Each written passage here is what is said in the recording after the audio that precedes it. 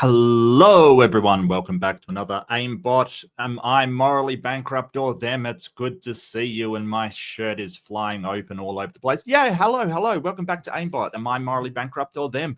And it's another episode. We are back. I'm feeling good today. I'm feeling really good today. I had a great debate the other day. I think it was kind of really interesting, and kind of teamed up with somebody that was awesome. We kicked some ass, took some names, and never looked back for a second. It was really good. Apparently, they prepped for ages on this, and we didn't prep at all, and still did fantastic. So that felt good. That felt really good. I won't lie. I think that so aimbot, what are we doing? We're basically doing some consensual and solicited moral judgment of people on the Am I the Arsehole forum, and seeing what we think, whether they're good, they're bad, they're ugly, whatever you want to comment is fine. They've asked for sort of to be judged on whether they're the arsehole or you're the arsehole or someone's the arsehole, and I feel obliged. I feel obliged to chime in. Now, I base mine on secular humanism, but like a lot of moral things, I'm really interested in what other people think and what sort of standard they're using and how they arrived at their conclusions, and sort of more importantly, where are their conclusions going to lead? Like what kind of, if you're using a standard that is sort of a God's judgment, is that going to progress into the future and get you to where you want to go? Is it a moral standard that's actually going to get you what you want? Hello, Tells You Windmill. Hello, Jessica and Left-Handed Jedi. I see you there. The post-debate open discussion. Yes. Yeah. I can see why you say that. It was weird. It was weird, Jessica. It was absolutely weird. I think that there was some oddities there, like that Brick Jones guy came in and just said like the wildest, weirdest stuff. It was just, part of it was just really weird. And, the person talking about how like he can prove we're in a simulation because things break down into quantum states. It's sort of this, it was wild. It was definitely wild. I will say that. I don't think he's there yet. I don't think he's proved that we're actually in a simulation. Yeah, that was odd. That was odd. Well, I mean, Taoist philosophy, as far as I know, Taoism's kind of, Taoism's kind of funny. It doesn't really have any sort of cognitive analysis of what you're doing. It sort of just is live the moment, sort of seat of your pants kind of stuff, as far as I'm aware. It is just sort of experiencing the moment and being present in the moment, which I think is good sort of philosophy overall. I'm not sure how it can be applied to morality, like what you ought to do, because Taoist philosophy, it doesn't really have that kind of compulsion or that kind of analysis. It's more just accepting things as they are. So I'm not 100% sure how that would be applied. You'd have to explain that one to me, because I must admit I'm not, like, I'm familiar a little bit with Taoism, but I'm not sort of an expert or anything. But as far as I know, it's sort of just it's kind of just that acceptance of the present and the moment and yourself and everything around you. So I don't know. Well, yeah.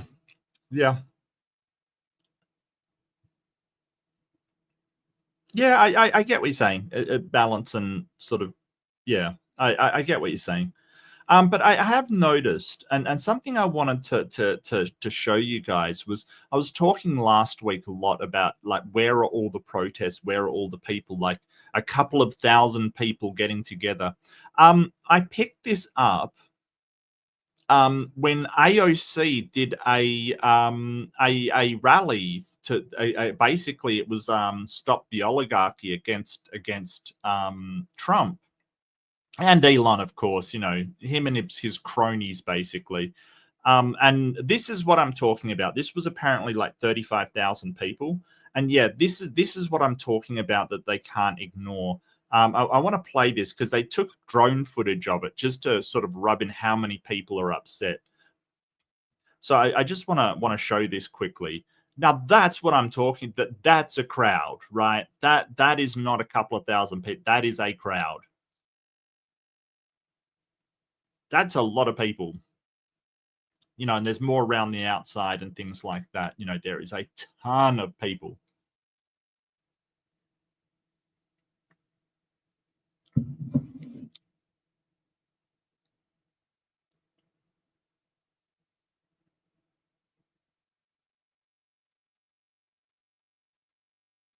Okay, I'm not sure what the drone operators do. It's good drone work, though.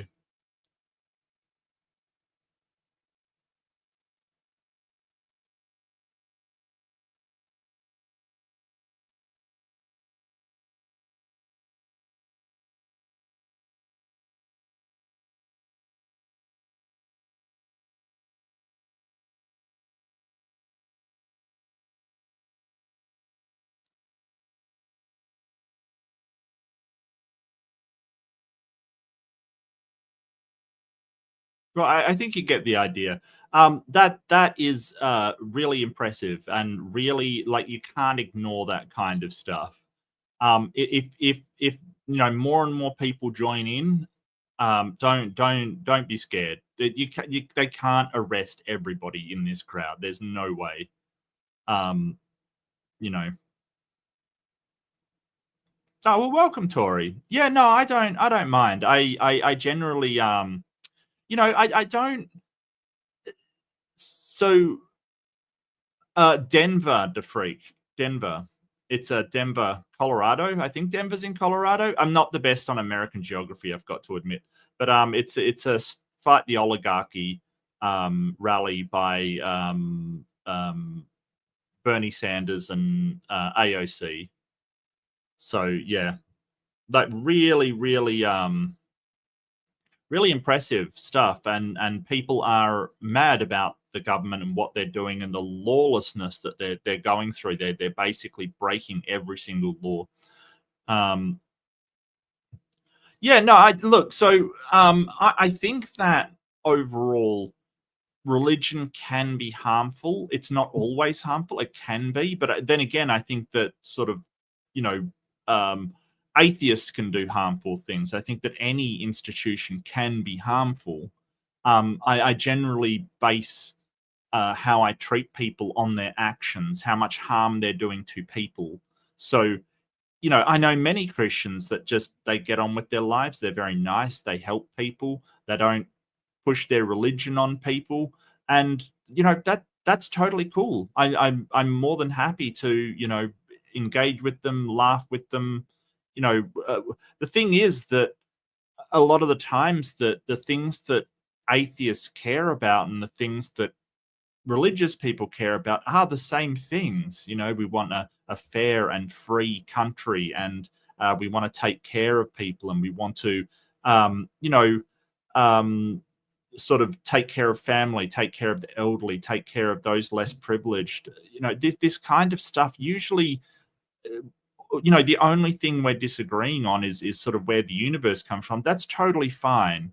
That's totally fine. It's when somebody is sort of saying, hey, this thing I want to implement into society, I want it there because my religion says so. And that's where the problem starts to come, because I judge by how much harm or how much benefit it is to people, their mental health, their physical health, the societal health, how much sort of how much well-being it promotes. And when somebody sort of says, well, I want something there like, oh, I want you to stop teaching evolution because it disagrees with my religious belief, then we've got a problem, because, it's incredibly beneficial to have these things being taught, or to not promote one religion in the state kind of thing, because it leads to problems. So that's a problem. Some of them to freak, some of them are fine. It's the thing is that we always kind of judge the people by the worst of what we see. You know, there's fundamentalists who sort of are sort of, well, you've got to do these things because I believe it, and you get that in all religions, kind of thing. You get that in Islam, you get that in Hinduism, you get that in all kinds of religions.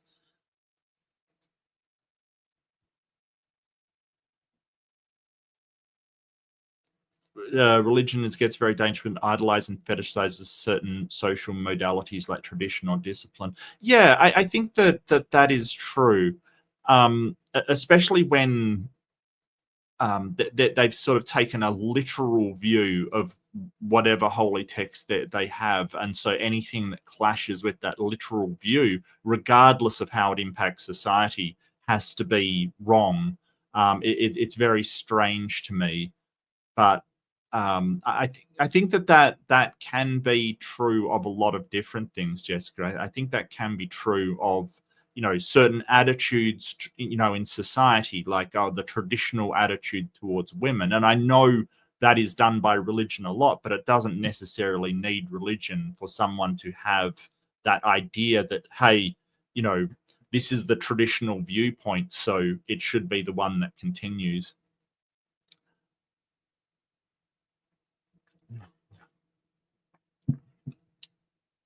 Yeah, and that's definitely something that I won't allow on my channel, Tori. I don't mind discussion about religion, but when people come in and just cite verses, just preach or proselytize, I don't allow it. It's just, I want to have conversations back and forth and share viewpoints, not just have one, sort of viewpoint told to me. And I think the most annoying thing is when Christians tell you that you believe in a God, like deep down, really, you're just suppressing the truth in your unrighteousness. And it's so weird to me, and sort of that religious fervor that I really do believe. And I was thinking about this the other day. I didn't, because I grew up in a sort of secular household, I guess an atheist household, I guess. Like I've always said, like the hardest stuff I got was light woo. So astrology and crystals and aromatherapy and things like that. That's the most that I got. So light spiritualism kind of thing. I didn't really even have a concept of God until I was, probably into first grade. So when I was 6 or so, like I remember kind of, fuzzily. I was very young at the time, but I remember like finding out about this God thing, I think from somebody at school. Like I literally had no concept of it. Like I didn't understand it at all because I wasn't, I grew up sort of in, hey, this is, and sort of, I think in the back of my mind, I had an idea that religion existed, but I didn't really grasp the concept until like somebody's like, oh, well, there's a a heavenly father that does this and this, and I'm like, is there? I never heard of such a thing. Like it really baffled me, and I think I'd been sort of told that religions exist, but I didn't even have the idea of a God in my head. It's very, very strange to be told when I'm older that no, I do believe in a God, but I suppress it in my unrighteousness, and that really is I mean, I tell people, like, I could just say, hey, you don't really believe in a God, you're just pretending to make yourself feel better. I could say that, but it would be incredibly rude to tell somebody what they think, for a start. And B, I wouldn't presume to know what somebody's thinking. It's really weird to sort of take the idea, well, I'm going to tell you what you think. Wow, I don't even know how to think of that. And I do admit, like, I think the debate, even though I enjoyed it, I think that really presup ruins every debate. It's kind of that presuppositionalism that does do it. It did for the last debate.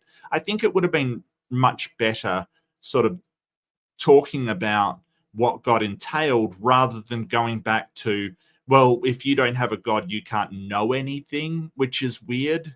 It's very, very strange, and sort of trying to explain how that works. But I am really encouraged by stuff like this, by sort of tens of thousands of people standing up to the regime. It is very good. It's awesome. But I will get on to things, and I hope you're all doing well. I'm doing very well. I feel good. I feel really good. Now I'm going to go to Reddit. My the asshole. None of these are curated. I haven't chosen them for their you know, for any criteria at all. They're not selected. They're not curated. They're just the ones that I come up with. And again, I really am interested in if your opinion differs than mine on who's right and who's wrong. I do like to know why and how you've come to that conclusion. It's a really good idea. Hello, Luke. So good to see you, mate. So good to see you. Everything's a god when you don't have evidence to do it. Yeah, and that's the other thing that's annoying when people sort of say, hey, atheism is religion or science is a religion. It's like, oh, come on now. I don't, as far as we don't worship science, like we don't actually have rituals and, we don't offer things to it. Like, I think that's very disingenuous. I think that, as far as religion goes, and religion's a bit of a fuzzy thing about what it is, but I think only metaphorically you could say, oh, he had a religious devotion to science. Like I get that it can be metaphorical, but it's a complete far cry to, being a servant of a god and worshipping and adulating them for the righteousness of their path. That's a very different kettle of fish, because science, we know, sort of, there's a saying, and that's science. It's all about the coulda, not about the shoulda. And we know there's stuff that science has unveiled that is incredibly dangerous. DeFreak for $2. Do you do Hoven impressions on the fly for cash? Are you asking me to do a Hoven impression? Okay. Well, my wife didn't leave me, but she just took an extended vacation using a lot of my money. So Sandra, come back. You know you're in the wrong. You know you're in the wrong. Look, Hoven, I don't know what's happening with him. Last I heard, another wife left, saying that he was manipulative and sort of an abusive partner. And he's just sort of playing it as she's gone on vacation. It all about the Gouda, yes. But thank you, DeFreak. I really appreciate it. I'm sorry, I'm useless without the wig. It's my Australian accent. It's terrible. Oh, buy my DVDs. We need the shirt and the wig. I don't even know where they are, dude. I do those so rarely. I don't even know where they are, quite frankly. So, man, I can't. I don't know where they are. So yeah, I'm sorry, DeFreak. If that upsets you, I'm sorry. It's all about the Gouda. No, it's really not good. It's really not good. That was the whole funny part of it. It was the worst impression ever. Like the worst ever. Your first main reason for abandoning religion is a simple fact of being able to sleep in on Sunday. Yeah, and that's thanks to Freak. Much love back, my friend. But yeah, I'm sorry, man. I don't even know where I put that stuff. I do it so rarely, like seriously. I don't, I mean, that's why Hoven never complains about me, because I'm not a specialist where sort of, hassling morally bankrupt preachers are concerned. I'll just do everybody. But yeah, and it's really weird. Like you have that, and of course the Sabbath kind of thing. Why one day is important? Like you have an all-powerful God. Why is one day important to him? Like because he rested on that day. Number one, why is an all-powerful God resting? That's number one. Number two, why is it important that we do the same thing? It's kind of strange. And then you get stuff like a guy in the Bible picked up sticks on the Sabbath and he was like stoned to death for it. And it's like, wow, this is not a great story. Hang on, I'll find that story. I'm sure that was one.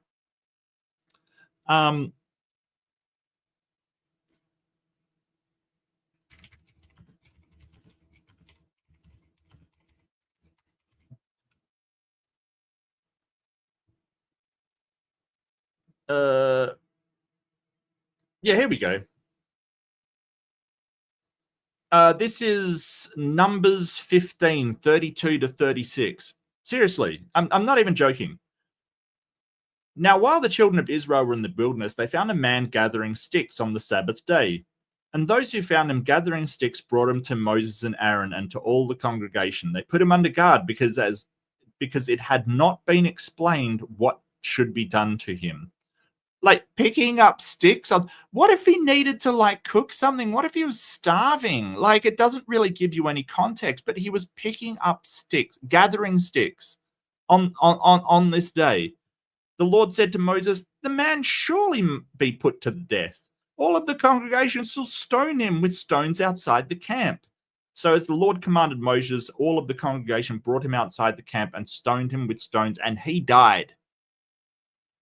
Was the execution working on the Sabbath? Did they then have to stone the people stoning people on the Sabbath? Like, this is crazy. This is in the Bible. It's so wild. I don't like, the dude was gathering sticks. It's weird. It's all weird. It's all weird. It's all weird.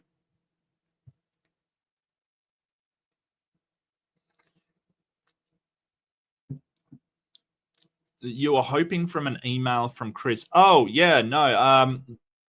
Can we have some banhammers in the chat?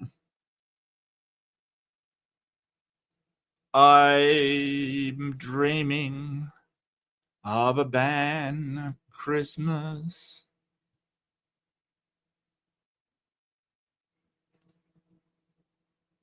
Yeah. You've been a real jerk to people that I like. So yeah. Oh, you're welcome. You're very, very welcome. Watch this. Bam.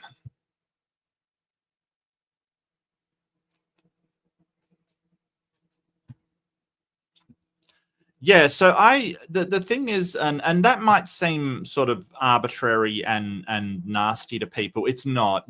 He's been going around other channels, and the thing is, you've got to understand that we talk to each other and we say, "Hey, is this guy disrupting people? Is this guy?" And I get people talking to me and saying, "Hey, this guy's being an absolute jerk to people." And if you are, I don't know why I'm allowing you now. You can email me and explain to me why I should unban you. And if I think you can have a reasonable conversation, then sure. Oh wow, okay, DeFreak, thank you so much, buddy. Give me 1 second. I just need some banhammers because I love my banhammers. Yeah, so be aware that we all sort of talk to one another, we chat with one another. Hey Aiden, how you doing? DeFreak gifted 5 readerships. Now I am contractually obliged to go through and go through these readerships.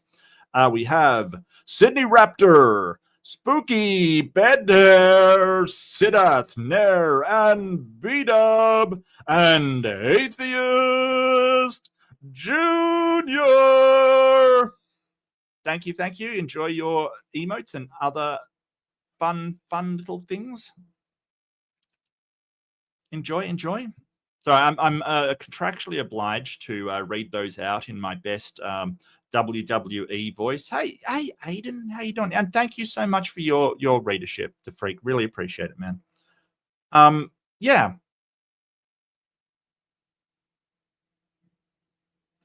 The Dutch Calvinist.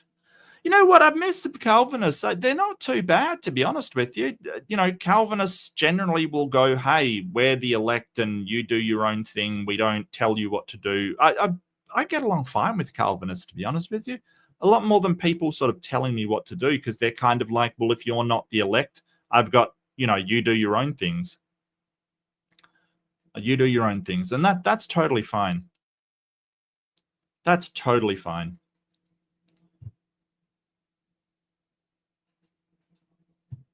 Okay, first off the rank. Aromatic regular, of course. Would I be the user? Okay, so this is one of the few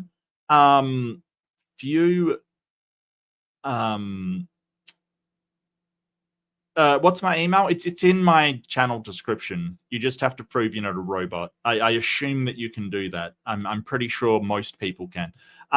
Would I? This is a future tense one. They're asking, will you be an a-hole if you ignored your husband's burial wishes to save our kids and his parents' heartache? I kind of think yes. I think that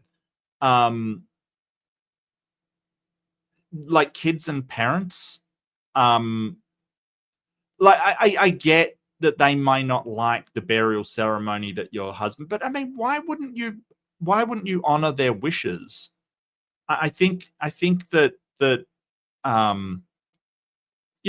surely other things you can do. I'm not exactly sure what burial wishes that you couldn't like do in private, perhaps without the kids and parents there. I don't know about this one, but I'm inclined to say yes. Like, sort of not honoring people's wishes for after they've died, I think is a pretty asshole move, to be honest with you.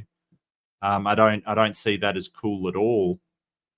I understand if somebody's financially, like you can't afford what they've wanted, or their estate can't afford it, you'd have to cover it. I totally get that, but I don't think that's what's happening. Okay.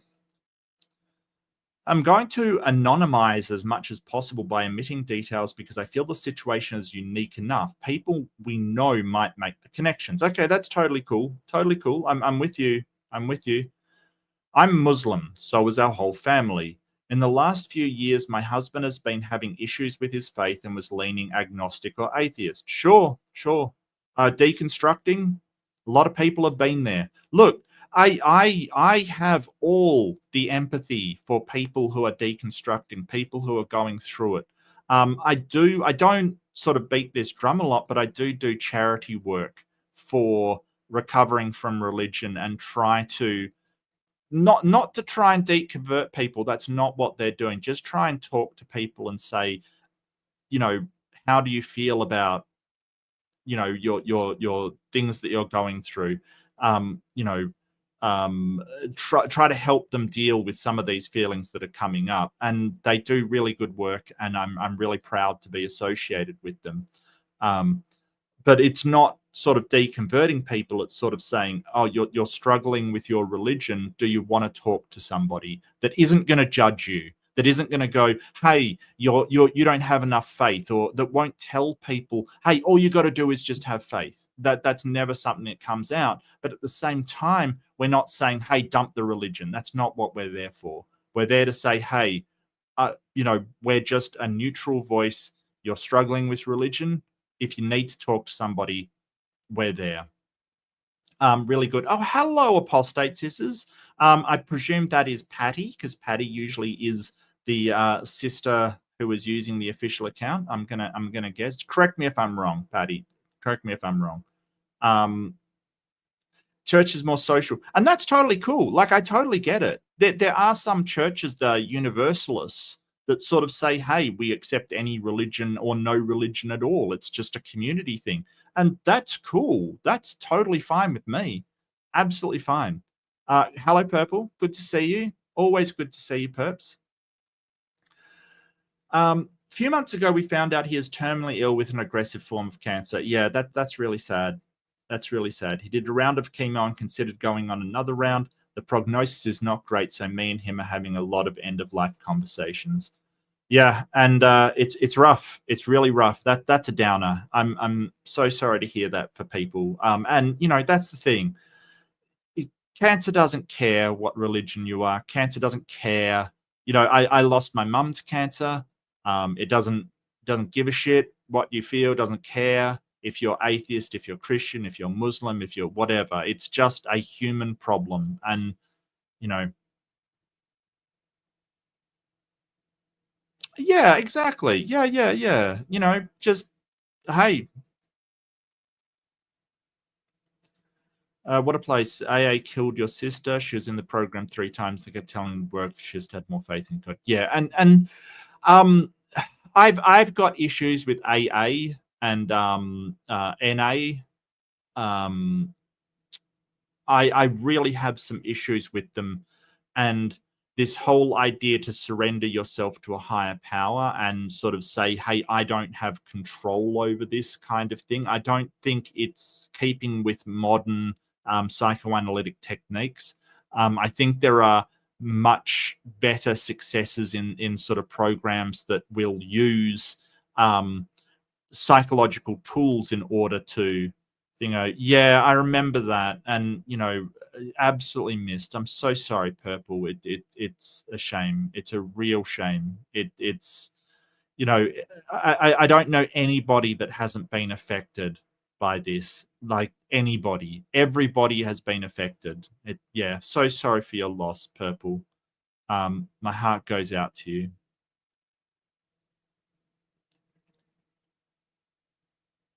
Mm. We have 3 kids, young teens. It says a husband's burial wishes. We have 3 kids, young teens or preteens. We got our siblings, parents, and friends who have been our support system. With my husband not being a Muslim anymore, he doesn't want to have a Muslim burial. He wants to be cremated. The issue is no one knows of his change of faith as he hasn't discussed it with anybody. Yeah, and that can be a shock. So when somebody's sort of looking at deconverting, for a start, religion, I think, is deeply personal. I don't think anybody has an obligation to share their religion or lack thereof with anybody. I think that if they wish to have a faith or a religion and keep it to themselves, that's entirely their decision. It's a very personal choice. I don't think we have the right to say, hey, you have to tell people of your personal beliefs, kind of thing. I think it's helpful with people understanding you, but I don't think it's obligatory. Number 2 is it sometimes, so looking at whether you should tell if you're deconverting and whether you should tell people you're deconverting. I think we have to start at sort of thinking about the probable consequences of either decision. First and foremost, we want people to be safe, right? Sometimes telling people that you've left a religion, especially the Muslim religion, can be dangerous for people. And first and foremost, we want people to be safe. So if somebody is thinking of leaving, but it's going to cause, like, they're living with their family and they might get thrown out on the street, or they're looking at coming out as gay, and they might suffer some consequences from family. It's never should be, hey, yes, you should definitely tell everybody that you're an atheist. No. First and foremost, take care of yourself. Absolutely take care of yourself. And I understand that it's really hard to go up against an entire family structure that is based in religion. It's so hard. I would never think that, hey, why don't you just tell people? It's easy and, it's fine. It's easy for some, not for others. So, I totally get that. My problem is he wants me to fulfill his wishes at the time of his death. I don't know how I can do that without us giving context to our family. Yeah, and that's a rough spot. That's a rough spot. Also, the only remaining comfort for our kids and his parents is ensuring he has a good afterlife. They pray for him, etc. Yeah, I kind of think, he probably should have had that conversation before he passed away, but I know for myself, my solace in grief over other deceased beloveds have been the belief that this is only one part of our journey and hopefully we will reconnect. My husband is asking me to take that away from our kids. No, he's not.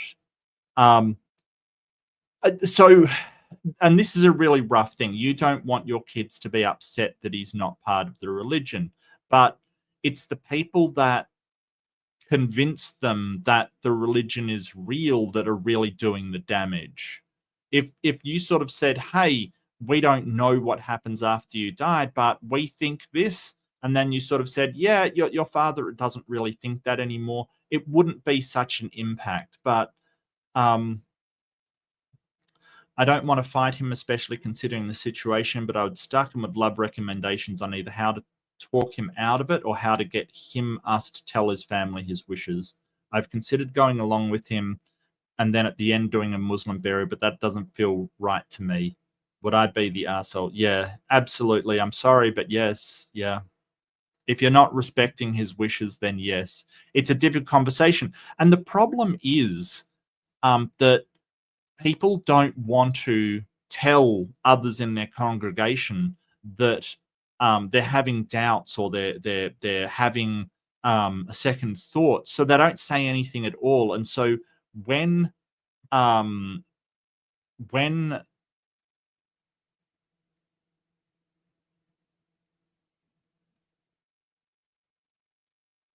yeah, DeFreak, let's not talk about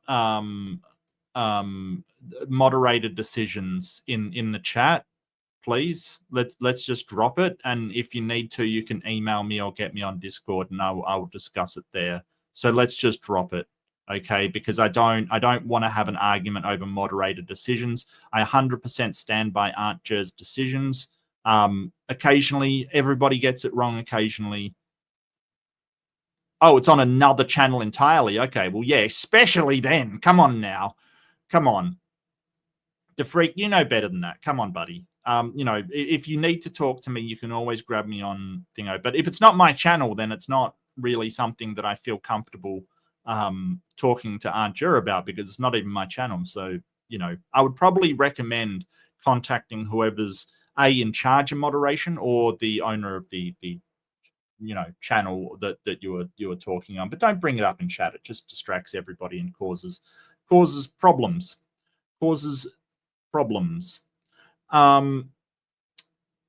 Yeah, I do think so. I feel like I only have two options.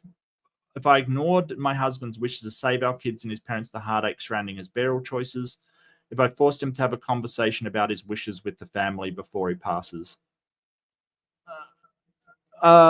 If you forced him, well, you can't force anybody to do anything. He's either going to do it or not. So he hasn't passed yet. I feel forcing him to have a difficult conversation at a difficult time is an arsehole move on my part, and so is ignoring his burial wishes. But doing what he is asking me to do without prior conversation would cause a lot of harm to his kids and parents. They're immensely struggling with his prognosis. We don't burn our dead. Also, him foregoing a Muslim afterlife would be difficult for our kids to come to terms with. This is it, finality that they can't take on in addition to everything else going on. Okay, so this is the problem. So this whole idea that you're basically saying to your kids, oh, well, they're going to somewhere better because they can't handle the concept of death. I feel you're setting them up for a lot of heartache in the future. And what kind of religion says, hey, we're not going to give you an afterlife because you've been cremated instead of buried? I don't think she should force him, but I think sort of saying, hey, you need to tell your parents or whatever that your of your burial wishes, and then support him in that. Basically say to them, hey, we're going to respect his wishes. That's it. The end of discussion. Like, you can't argue with him about this. It's his body. It's his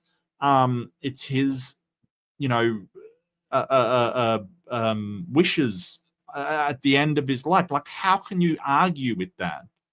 I don't know how you can.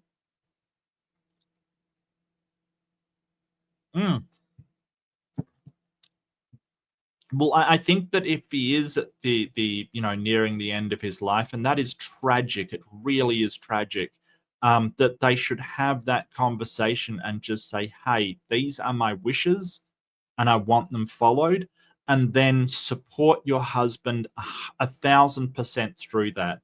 Say it's not negotiable. It's not something you're talking about. If you need to, get him to write a letter, right? Like, get him like so. This isn't the only option. I think if she really can't have the conversation, and um, she wants to do what he wants, which I think would be the good move to do, have him write a letter, express himself, sign it, and after he's gone, who gives a shit? Like, they can't do anything to him, right? Like, that's the one thing about death. If you write down stuff, um, you know, explain yourself, no nobody can argue with you.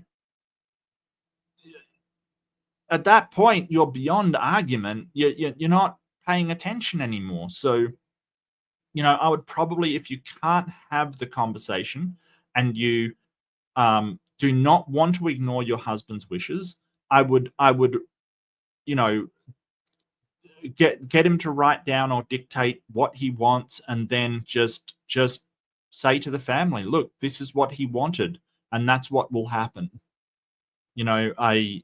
Yeah.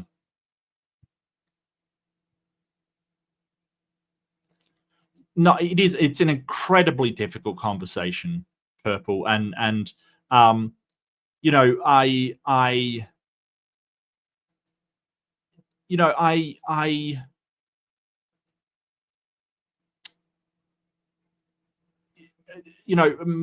my father, my two main deaths in my family, my mother and father, and they died very close together. Um, I I think that um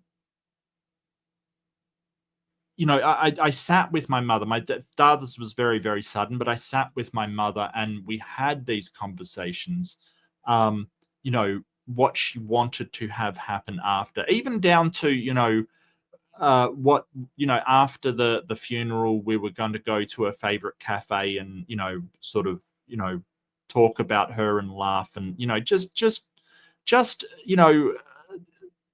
but not only that, but talking about her life and what it meant and all of this kind of stuff. She was in palliative care at the time, and it is a difficult conversation, but it's kind of one that um, it's hard enough for the person without you being um, overly sensitive about it. You can be supporting in this time. You can be there supporting them.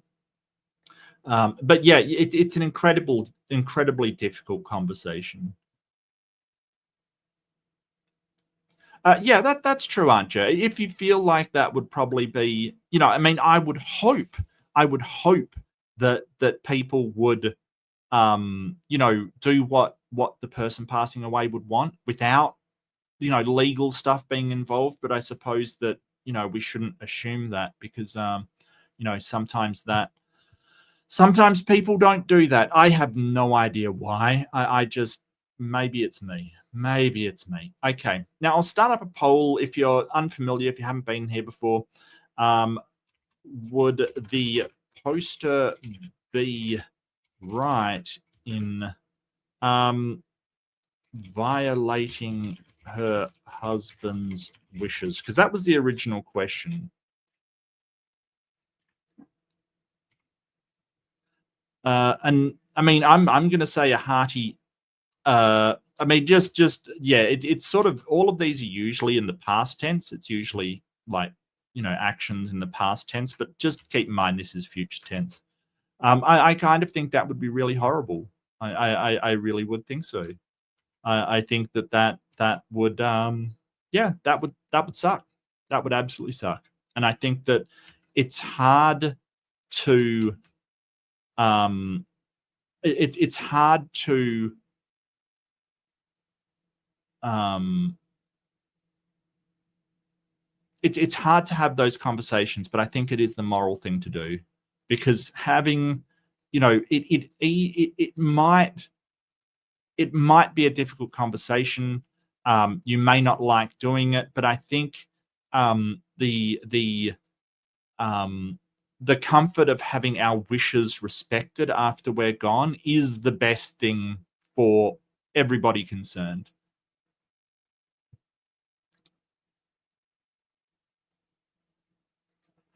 Yeah, and I've seen people like fight over inheritance and things like that. Just horrible stuff, like I don't know why.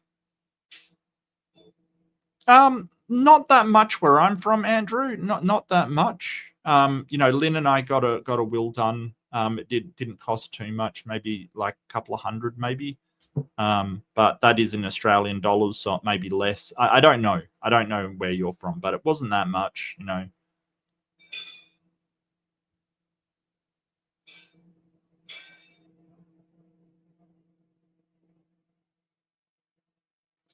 Yeah, and that's a really wonderful thing you did, Purple. And I know it's really hard, but those are the conversations that ease through it. And yeah, it's rough. It's really rough. It's really rough. I I've never worked in the section of sort of the businesses that I've worked in, or the corporations that I've worked in. They called it the bereavement department, sort of, and they deal with deaths in general. I've never worked in there, and I kind of feel lucky too. It's rough.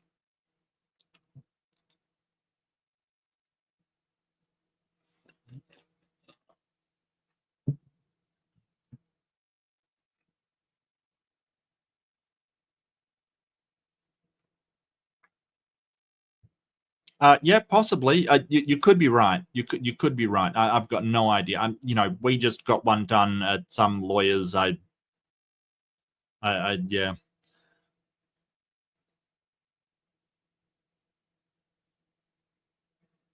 Yeah, well, I mean, it didn't take long. It was fairly straightforward. I think that if I mean, like ours was pretty straightforward. Just here's a list of the nieces and nephews that we have. Split it up. That's it. And we don't have a lot of estate to actually split up. So, I'm sorry to hear that, Jessica. That sucks. Yeah, that's not cool. That's not cool. Yeah, let's see what the Redditors have to say about this. I'm really interested in what they have to say about this.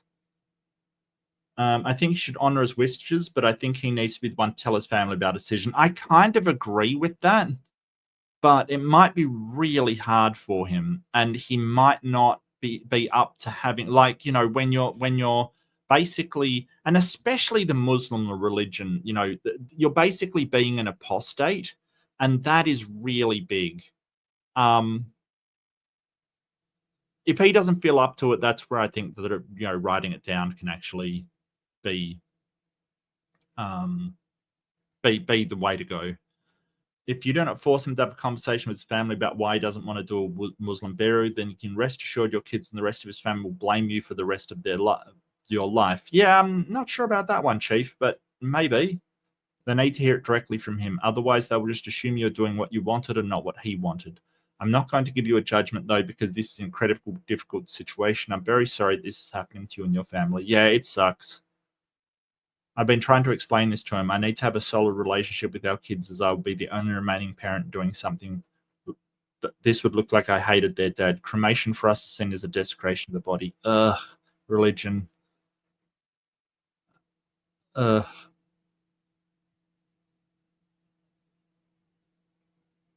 Would I be the ass of,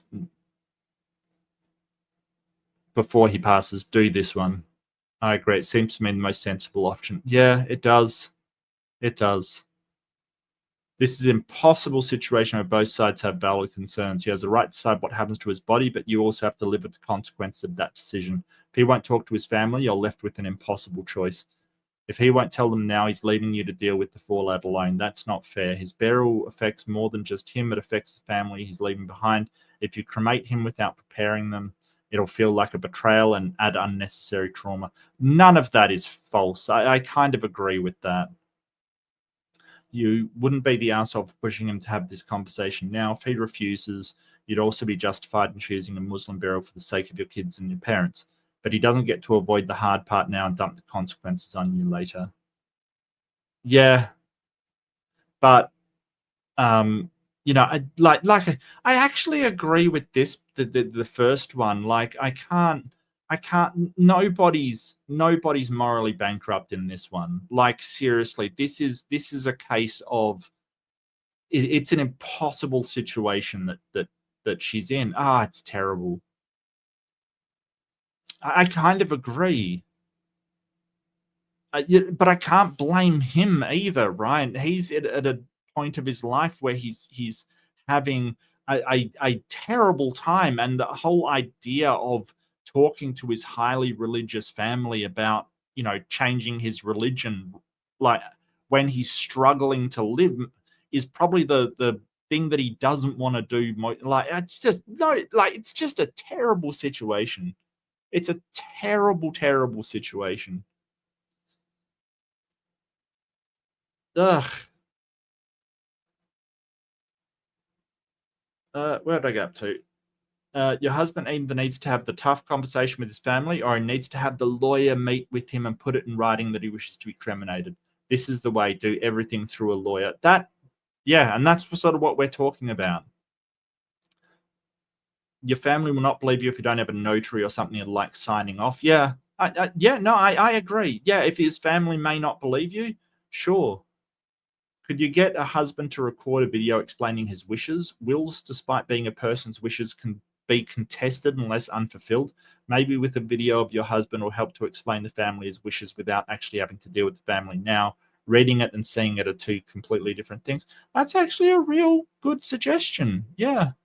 Like, you know, not only do the notary, but also just record a video sort of saying how you feel. Space Cowgirl, that's really good suggestion. I like it. I like it.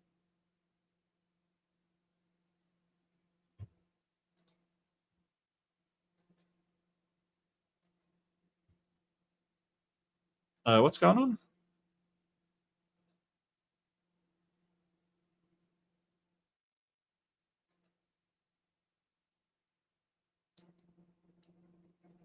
on? Yeah, you, seriously, what the hell?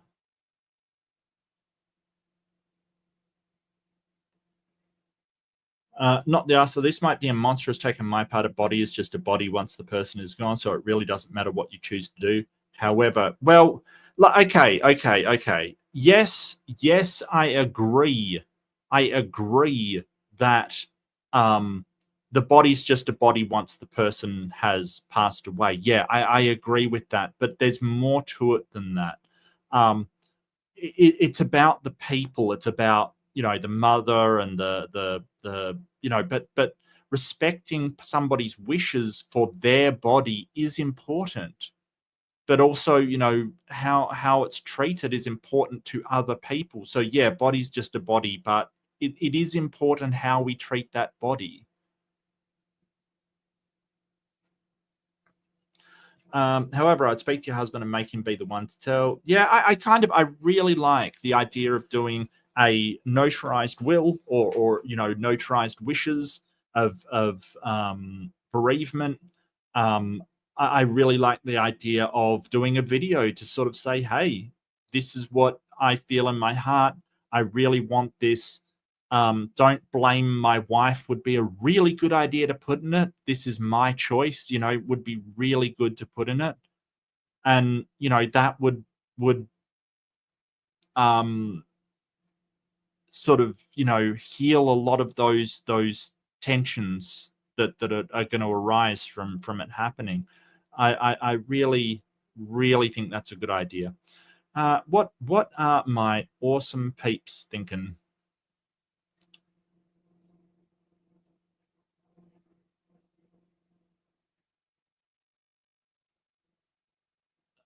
Yeah. When I was pagan, I was affiliated with CUP's Coven of Unitarian Universalist Pagans, which is an extension of the UU Society in Minneapolis. Oh, that's interesting. That's cool. The UU's, that's Universalists in Minneapolis, said they were society. Most of them got rather irked when someone called it a church. Yeah, and sort of, even whether it's a religion is debatable, perps. I get what you mean.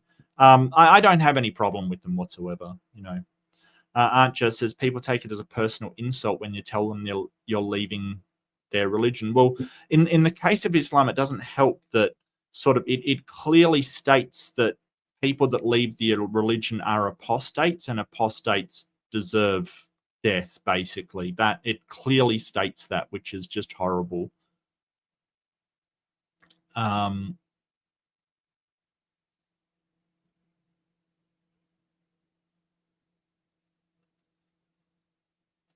Not fulfilling burial wishes is a-hole behavior. Yeah, I kind of think for this one though, it's an impossible situation. Like, it's just so hard for everybody concerned. Ugh, cancer doesn't care. Yeah. Oh, I'm so sorry to hear that. Leukemia, that sucks. That's sort of cancer that has multiplied into the blood. It's just, it's awful. Tilden Windmill says the wife is definitely going to be the arsehole. The husband should get what he wants. It's not up to you to make things easier on the kids and parents. He's earned his choice. Yeah, absolutely. And yeah, I agree to Freak. She can't win. She really is in a tough position. Yeah. But I think that overall, it's more important to honor his last wishes than to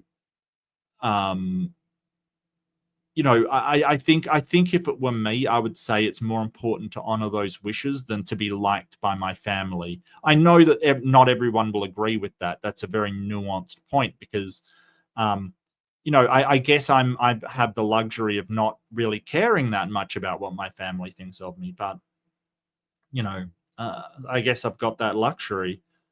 Luke says if she was in a Muslim country, this could be potentially a dangerous situation for her. I'm assuming she's in a non-theocratic country, though. That's a very good point, Luke. That is a really good point, though. In some of these countries, it is actually dangerous to question your religion or go against those normative religious practices. Very dangerous. Robin says it seems like he is putting her in a very bad place. It's just all around difficult, Robin, really. Tilton Windmill says, yeah, it sucks for her, sucks for the family, but he ought to get his wishes. Yeah, I'm inclined to agree, Tilting. I'm inclined to agree, but yeah. And yeah, Robin said I would have written mine down so no one is responsible at me. Yep, on board with that, Robin. Yep. Tilting Woman said, I don't really see how it puts her in a bad position. He's the one making the choice. Well, it's just how, so it's really stressing out those relationships, say, of her and the in-laws. Say, in-laws usually sometimes don't have the best relationship anyway. And if they think that she has done this herself or wanted this for him or for some reason did this, it can really stress those relationships, those connections. So I do see how it puts her in a bad position. Maybe I've not been married for so long. Maybe. DeFreak says amend the last will. Yep, I agree. Andrew Christopherson says, lol, better not bury me. That's how you get the zombie apocalypse. I don't know. I was sort of all for cremation, but I hear it's not great for the environment. So I'm kind of like, there's something that you can be buried with a tree plant, like a tree seedling, and it will sort of take root kind of thing. It's very expensive, but ideally, if I could afford it, I think that's what I'd want to do. I want to be a tree. Make me a tree. That's what I say. That sounds awesome. That sounds very awesome. He won't tell his family and the kids. Well, we don't know that. We don't know that.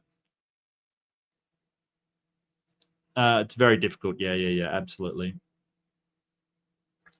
Aunt just says encourage him to tell his family, but you can't force him. Yeah, and nor should you. I don't know how you would sort of force him. You'd have to lay down ultimatums and stuff, which, you know, to do to somebody who is currently going through late stage cancer, that's awful. You know, that's something he does not need. Robin says, heck, they may not even believe her. Yeah. Yeah. Telding says, I like Mark and Robin's solutions. Write down the explanations to be read after my death to the family. Yeah. And so that difficult conversation becomes, well, they can't argue with you anymore. That's one good thing. Purple said you have legal papers drawn up. Yeah, I totally get you. I'm right on board, Purple. I think I read that one out from Archer as well. Purple says no one should assume everyone in the family will be on the same page about final wishes. Yeah, and that's a problem. You know, so if you're having, well, my religion says this, and you know, we've seen it all before. This sort of, well, I don't want to respect what you think. My beliefs say differently. Well, you know, this isn't about you. This is about the person who has left us. That's the thing. Just because you have a belief doesn't mean you can put that belief on somebody else, especially when it's their final wishes. That seems just wrong. I even have my songs written down, no hymns. Okay, Robin. However, I do have an exception if I precede my parents. If so, they can have a religious funeral too, but no preaching. Okay. Well, I mean, that's entirely your choice, Robin. That's entirely your choice. You know, that's the whole point. If you do want a religious ceremony, and even if you're not religious, you should be able to do that because that is your wishes. And that's the thing. You don't have to justify why you want things and why you care about things. You don't have to I mean, it's helpful sometimes so people can understand where you're coming from. That communication is helpful, but you're not obliged to say, oh, this is the reason why I want this thing, or, you know, I would like this thing. You're not obliged to. If it's just something for yourself, well, that's just something you want. You're not forced to explain why. But yeah, I get what you're saying. It's easier on your parents, and I get that. That's entirely your choice, Robin. Would never judge you for that. Purple says, I learned from the first time of not having legal papers when my fiance died. Oh, I'm so sorry, Purple. I'm so sorry to hear that. And yeah, that's a shock. That to be honest with you, that is the reason why Lynn and I got married. Like, people ask us, like, you know, what changed after you got married? Literally nothing. Like, absolutely nothing. We were essentially married already. But we did find out that through sort of a friend of ours that they had some trouble because they weren't legally married. They were only de facto married, or common law marriage, it's sometimes called, where you basically live together. You act as if you're married, but you're not, you know, registered as married with the state. You know, and they didn't have certain legal rights to, you know, be in hospital or palliative care or all of these things. And it was just like, holy crap. Like, they don't extend this, and so that's why, for purely legal reasons, we got married. And that sounds like I'm trying to get her a green card, but honestly, it's not. It's just you have more rights as a registered married couple, as a husband, than you do if you're basically exactly the same married couple, just not registered with the state, which is ridiculous.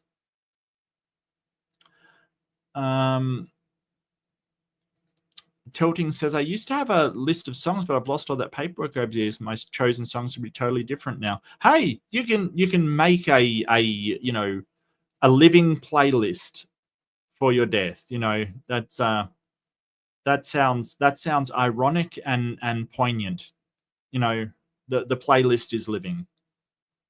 So, you know, it updates and things.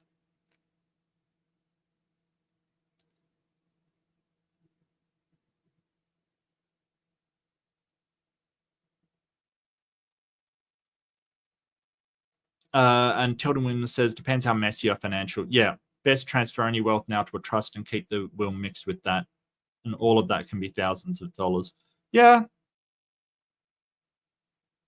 Yeah, I mean, that's if you know what's happening, but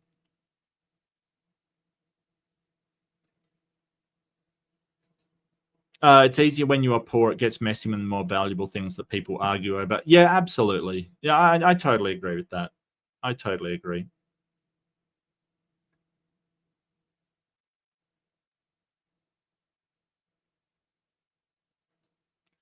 Jessica says, when we die, we lose everything we enjoyed in our lives, our voice, our identity. We only have two things left: instructions on what's to be done with our property and what's need to be done with our body. Yeah, that's true. Yeah, that's absolutely true. Um, yeah.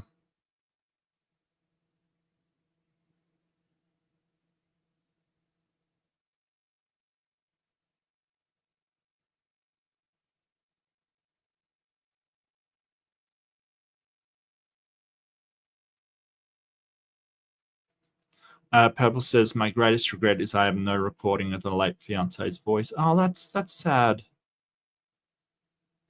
Yeah, I can imagine that would be nice to have. Um, yeah.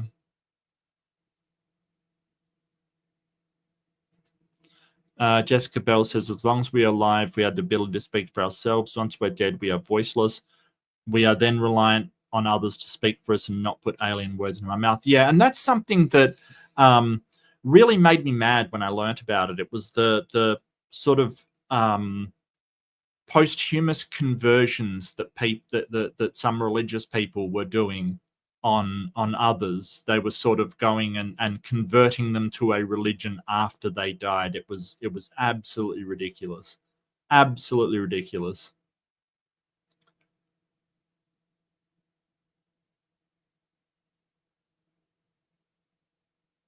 Purple says the video is an excellent idea. The person dying does not need the argument with the family. Yeah. But once they're gone, their wishes are painless dead. Yeah, I think it's a fantastic idea. Reddit is good for something, at least. Plant me with a walnut tree so you can duck my nuts. Okay. Yep.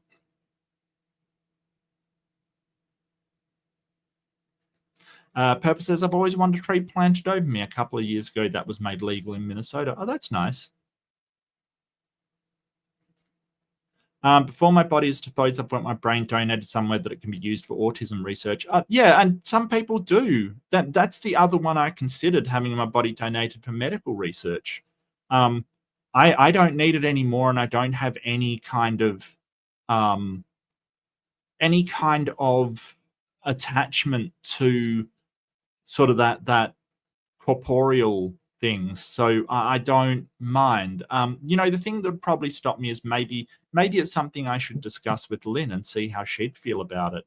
I don't. I'm always, um, you know, I'm always happy when people do that. I mean, medical students have to practice on something, and they need it's a hard um, conversation, but they need cadavers essentially to practice on. Um, it helps society. It's a selfless thing to do.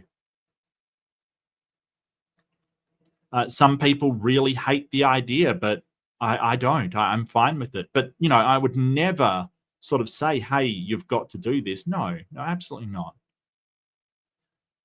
Um, oh, absolutely, purple. You don't have to justify it. It goes down easier. Yeah, absolutely. No, I get you. I get you. Absolutely. Anja says, I'm of two minds. One, the funeral should coincide with how the deceased wants to be remembered. Two, funerals are for the living to give them comfort and aid in the grieving process. Yeah, but um, I think that before the person passes away, it's comforting to know that they will carry out your last wishes. So um, how we treat the body is not only comfort for the family, it's also comfort for the person that's leaving us, to say, hey, we will you know, do with your body what you want, giving them that autonomy to say, hey, this is the last piece of me and I want to decide what gets done with it. I do like Jessica's comment earlier about, you know, speak the people speaking for you and carrying out what you wished, because you can't do that anymore. I think that's something beautiful in there. And so if we just ignore that, we're taking away that comfort. Like, imagine how horrible it would be to be going through that and thinking, well, they're not going to carry out my last wishes. That's horrible. Purple says, my fiance and I lived for 5 years, but they told me legal rights ended the moment she was pronounced dead. Yeah, that sucks. And that's, I think that, the law has to be strengthened as far as these relationships are concerned. Jessica says, I want my partner to control my body and property. I absolutely don't want my mum to have any say over my death and legacy, as is your right. Absolutely, you're right. I think that's entirely, entirely your choice. And never would I question it, ever. Purple says 2 days later, her mother grabbed her bank account and said a police officer take possession of her only card because license name. Oh, that's terrible, Purple. Like, this whole thing of, well, I'm going to, I think that if somebody passed away, I'd be trying to do what I think they would want, not what I want. It's got nothing to do with what I want. That's awful. I'm sorry. That's terrible.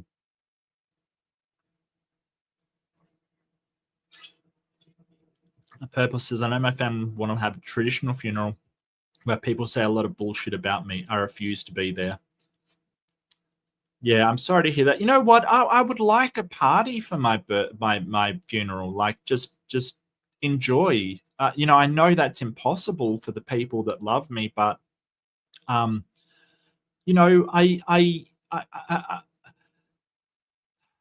how do you expect people to carry on without you? And I'd like people to be happy, even though I'm not there anymore. And I've talked about this with Lynn. I want her to move on. I want her to be happy and find somebody that makes her happy after me. And this is a difficult conversation. You're sort of saying, hey, if I die, I want you to find more love and find another person that makes you happy and takes care of you and can support you and you support them. I really think I don't want her to be alone and I don't want her to be sad, but she's going to be, of course. Just as if she died, I would be heartbroken and upset. And Aunt Jo says, I'll donate my brain to someone who needs a transplant. Okay, Jer. I don't know. Do we really need another Aunt Jer running around? Probably. I'm all for it. Let's go. Let's freaking go. Let's copy your brain so we have multiple versions. Come on now. Look, by the time we're gone, we may have that technology. Slothko wanted her body donated for medical research. After they finished, her body was cremated. Oh, that is so sweet. No, I have all the admiration to people that do that. Like, seriously, admiration right there. Absolutely. Titan, hello, Titan. I might still be using the brain cell. Yeah. I say, carve me up, send my parts where they're needed most. And that's a beautiful thing, Archer. That's beautiful. Funerals are for the dead, wakes are for the living.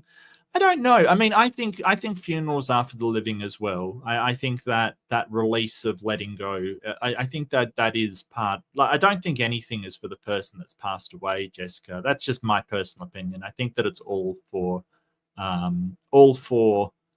the people that are left behind. I think all of it is. The person that died doesn't care. They're not affected in any way. Apostate sisters, autonomy over your own body. Yes, agree. Purple says, I've dispersed Sloth Girl's possessions to the people who can use them. I'm still left with one van full of yarn.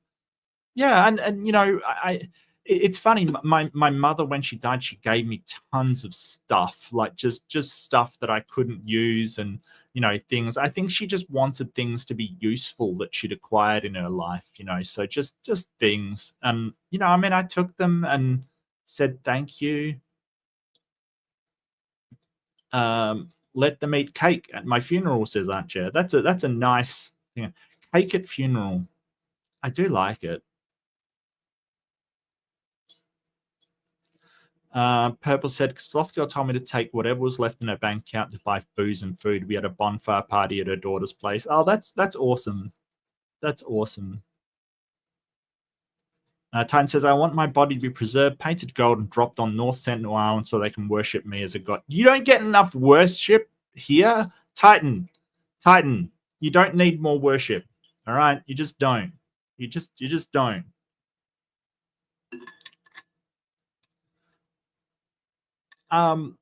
You did not look. I would be like make the yarn into something. That would be amazing. That would be amazing. I'm on board with my brain again. I think you are, aren't you? I think you are a cat. You have the brain of a cat anyway. So really, you would just be a cat. Really, like if you think about it, if you really think about it. No, I'm joking. Much love.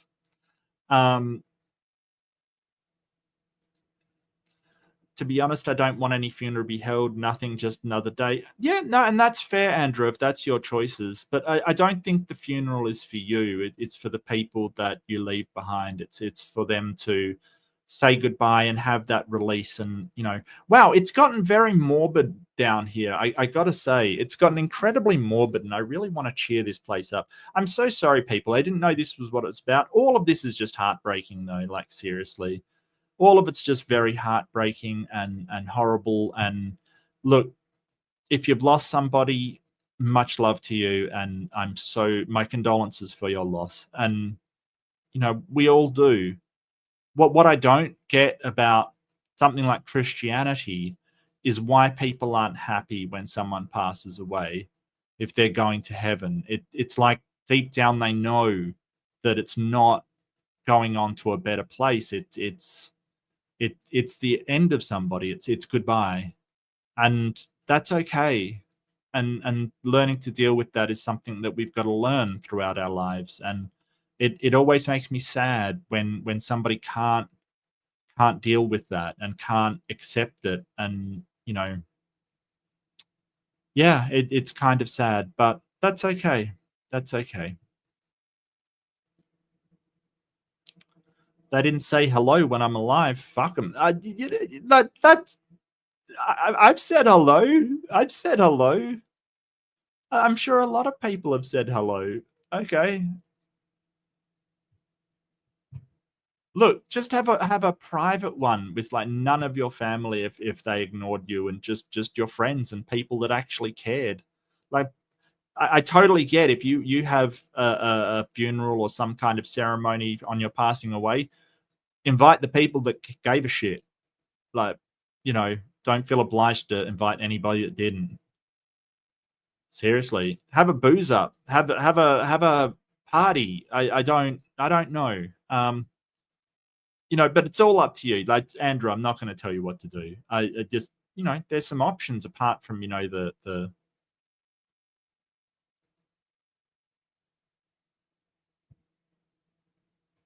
Purpose says, actually, I'd like them to bury my body somewhere that'll get fossilized, and in 5,000 years there'll be a museum exhibit. Well, there was a story of there was somebody that wanted their body to be a species type for humans.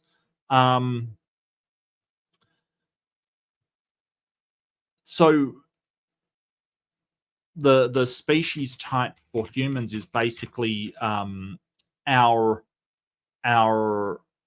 sort of our phylogenetic sample for that species kind of thing. So we have a species type for wolf and species type for monkeys and species type for all these things. Somebody wanted to be the species type for humans, but upon like doing the autopsy, he was found to have syphilis. I can't remember. Really famous guy too.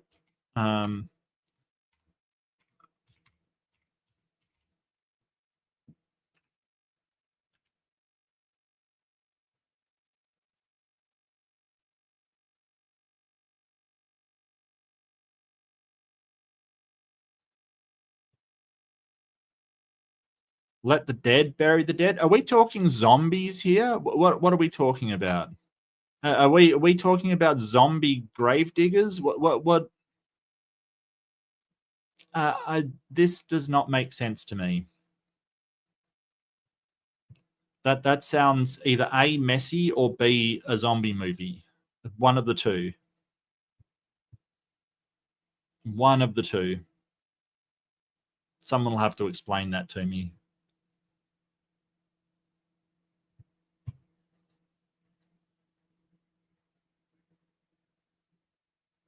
Someone will have to explain that to me. Okay. How did the poll go, by the way? What did you vote? Poster acted badly? Yeah, I kind of think so, but I mean, they would act badly if they did that, but I kind of think it's totally understandable. It's such a difficult position to be in. Oh dear. I'm going to upvote that. That's really interesting. Skip the ad. Okay, next one from Immediate Phrase 99.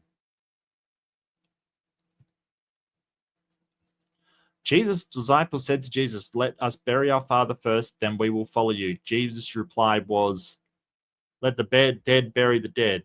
Okay, so he's basically saying, ignore your funeral rites for your father, because I okay. That seems really bad. Like, that seems really, really bad.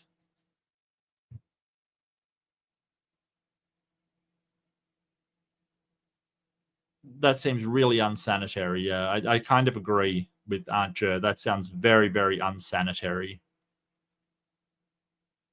Yeah, that's not good advice at all. So immediate phrase 999. Am I the arsehole for agreeing with my daughter it is weird her friend's mum has access to their conversations? It is weird that her friend's mum has access to their conversations. I mean, it depends on the age of them, I guess.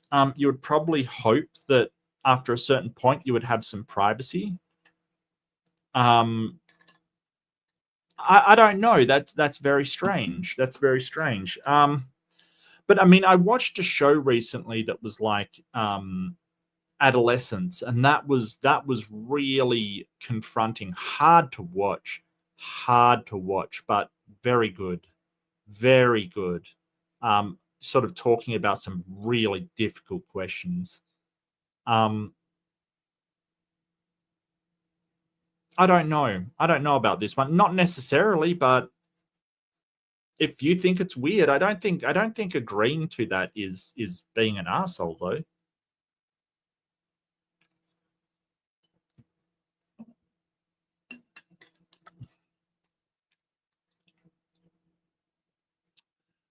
You could do that. I'm not sure how many people would come to the funeral, but you could.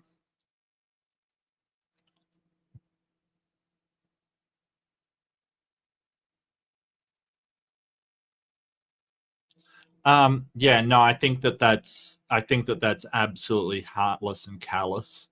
I think that's really callous. That's so callous. Like, seriously. People, when they lose somebody, they need to grieve and go through that grieving process. We have a series of sort of socially acceptable rituals that sort of help us deal with that process and go through it. For someone just to say, "Hey, ignore that and follow me," like, that's just callous.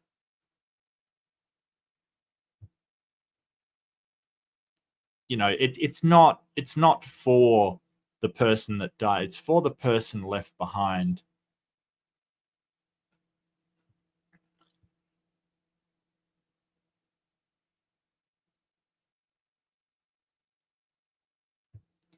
My daughter is 14 years old, and she has.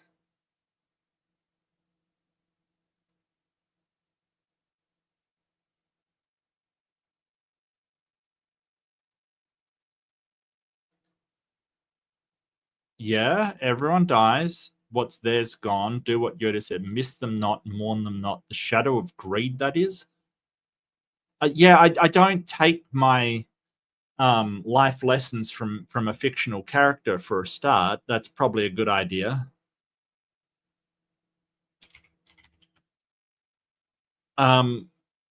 Yeah, I don't.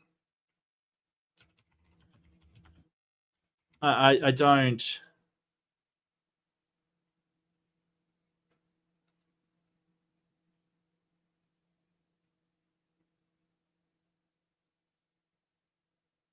Wow. Okay, that's just callous. That's just really callous and insensitive.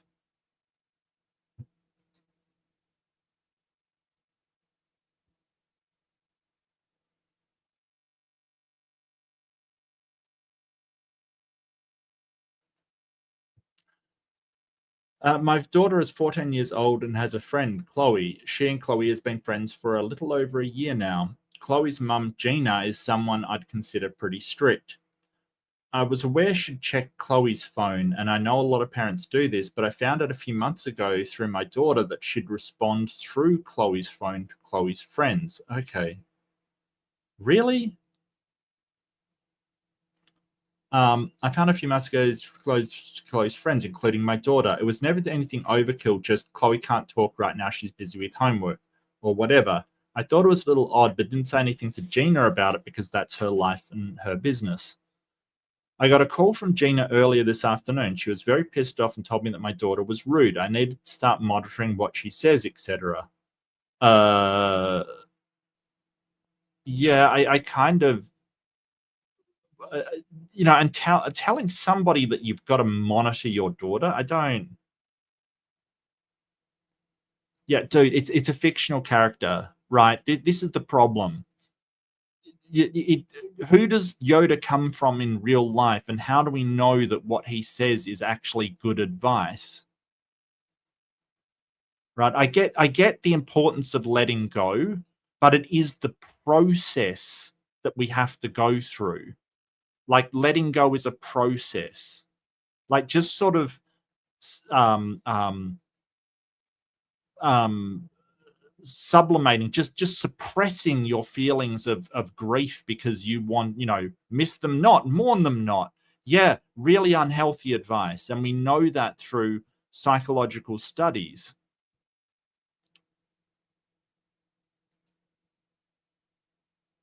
Train you. Okay, so next time someone's lost their child, go up and tell them not to mourn. Go for it. Wow, so absolutely callous and mean. Terrible, terrible person. Like you're currently going, yeah, I'm taking my philosophy from Yoda. Okay, great.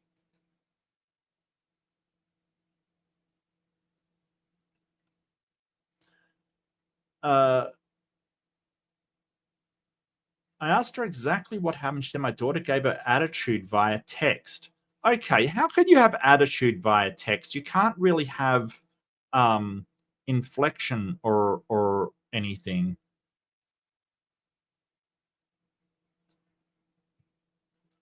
You end up in the spirit world. Okay, can you prove that? Prove that to me. Go ahead. I'll wait. Prove it.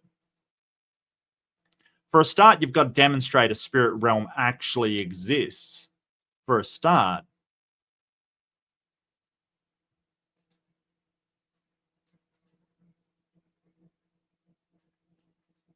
Good luck, because I've never seen a spirit realm proved. All I've had is people telling me that this realm exists. Oh, yeah, yeah, yeah.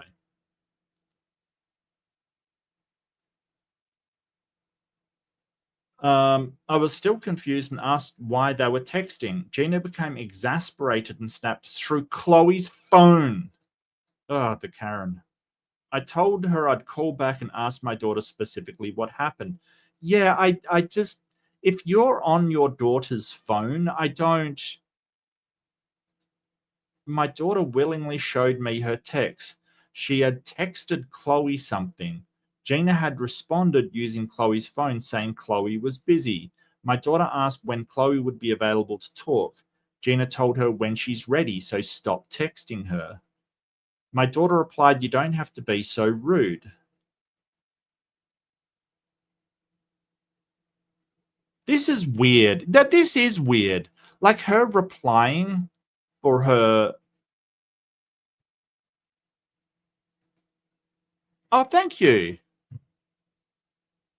Look, that can mean many things to an Australian. But yeah, I get your what you're saying.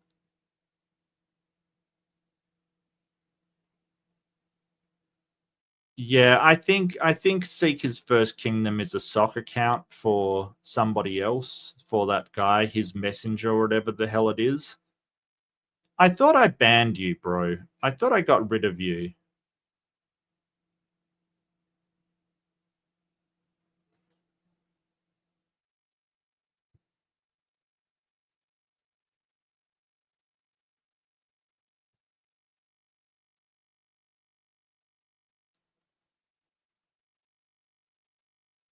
Gina said she wasn't being rude. My daughter says yes, Gina was, and also called her a weirdo for using Chloe's phone. It is weird. Yeah, it's 14. Like, if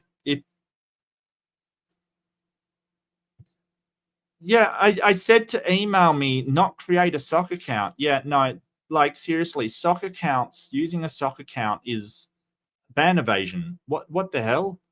All right.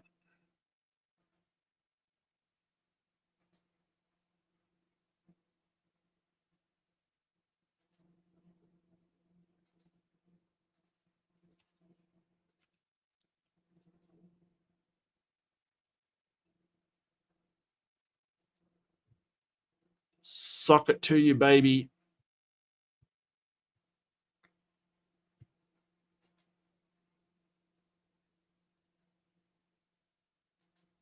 Yeah, it's amazing how fast their interest evaporates when you agree to it, Andrew. It's incredible. I told my daughter next time, just don't engage. I did also say it wasn't kind to call somebody a weirdo, not to do it again, but that I also understood her frustration. I didn't punish her. She seemed receptive to the talk and left it at that. That's good parenting, I think. I think that is good parenting. It's basically saying, hey, it may be weird, but it's not good to call people weirdos and stuff.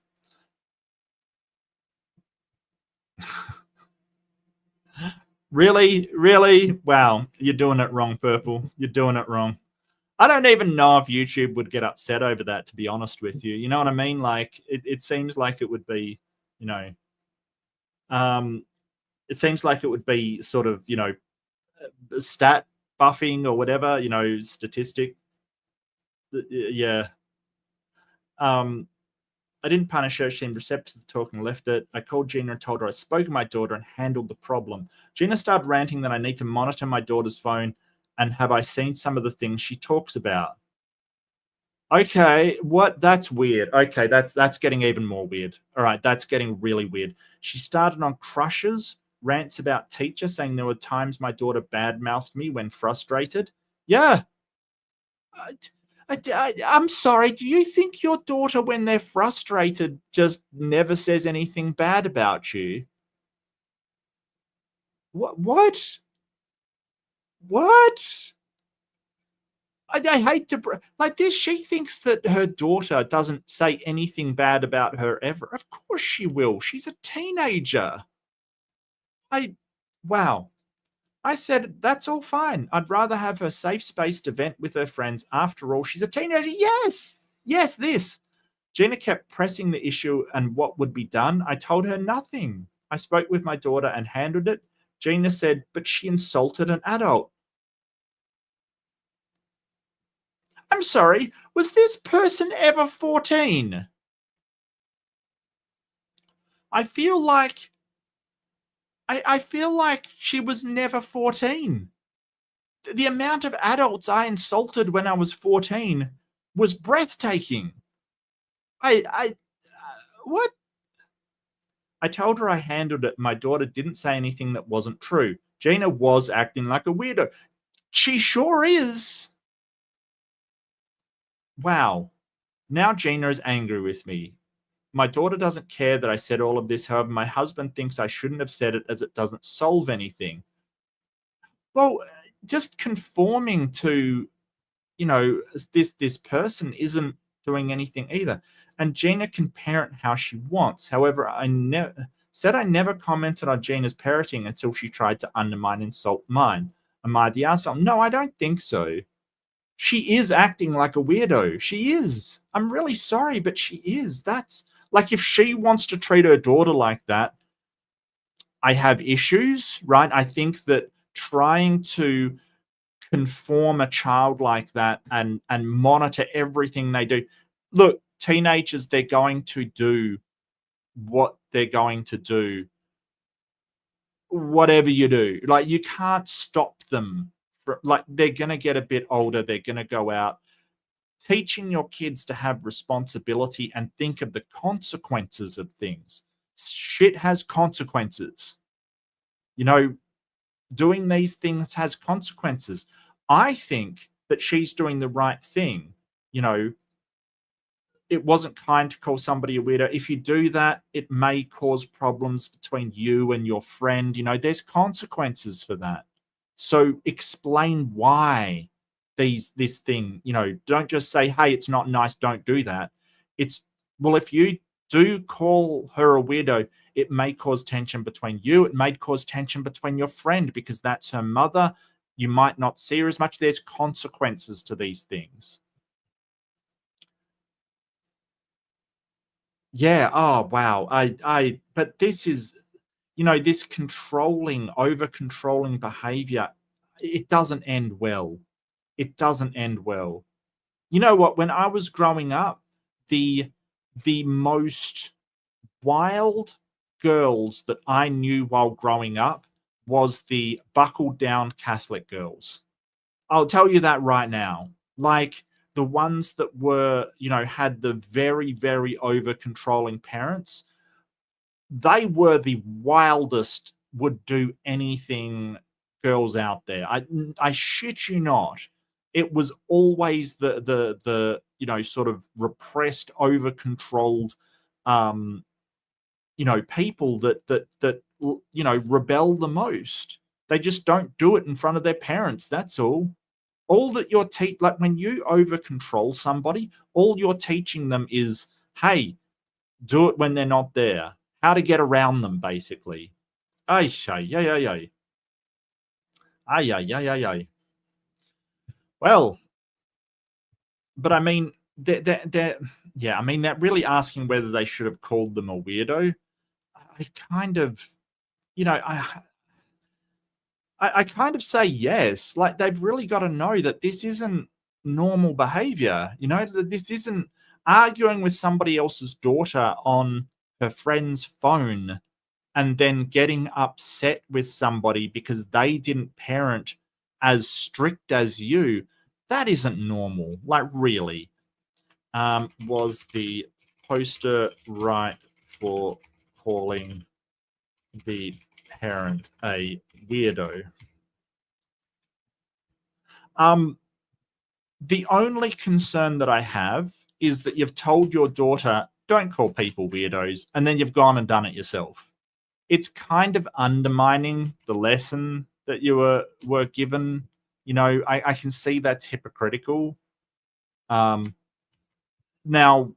yeah, I think that's a really bad lesson to give, you know. I get that she's acting like a weirdo, but you can't tell your daughter, hey, don't refer to people as weirdos. It's not nice. And then go call somebody a weirdo. It's not sending the right message, right? Like, it really isn't. But, you know, yeah, I don't know. That's the one thing that's sort of tripping me up. Like, you can't tell your daughter, hey, don't call people weirdos. It's not nice. And then call the same person a weirdo. Exactly what your then think. Well, it may have been better to say, hey, this is way over controlling. Like, I wouldn't do this to my child. I think my child deserves privacy. It doesn't bother me when they get angry that they insult me. It doesn't bother me. None of this stuff bothers me. It's part of being a parent. I think that might have been a lot better, but, you know, um, I don't know. That's the only thing that I really have issue with, is that, yeah, you're kind of, but she insulted an adult. What the hell? What? Because you're an adult, you've got to be like above reproach. You've got to be the image of perfection. Please, most adults are just children running around in older bodies. Like, we all know this, right? I have seen adults behave in the most childish manner that it could ever be conceived. Like, I think that when you're younger, you kind of go, well, oh, all of these adults, they've all got it together. They're all, they're not like kids. They all know what they're doing. When you grow up, it's not like that. It's like a whole bunch of children running around who are pretending to be adults sometimes. We all know this. Yes, maturity can come with experience, but so can immaturity. Like, I have seen, 56, 60-year-olds act like 3-year-olds, that literally have tantrums. So I don't 100% think that, you automatically deserve respect as an. No. The paradigm of correctness. Come on now. And I think that teaching your child to, sort of not evaluate adults is kind of dangerous. But, that's off on a completely different tangent. I don't know. I just, yeah. All right, let's see what the Redditors have to say. Not the asshole, but truthfully, Gina is a psycho weird. Okay, psycho weird. I'm not sure I would go that far. Over controlling and, yeah, weird, but not psycho. That is psychotic, and seems obsessed to punish your daughter. Well, I mean, I wouldn't say obsessed.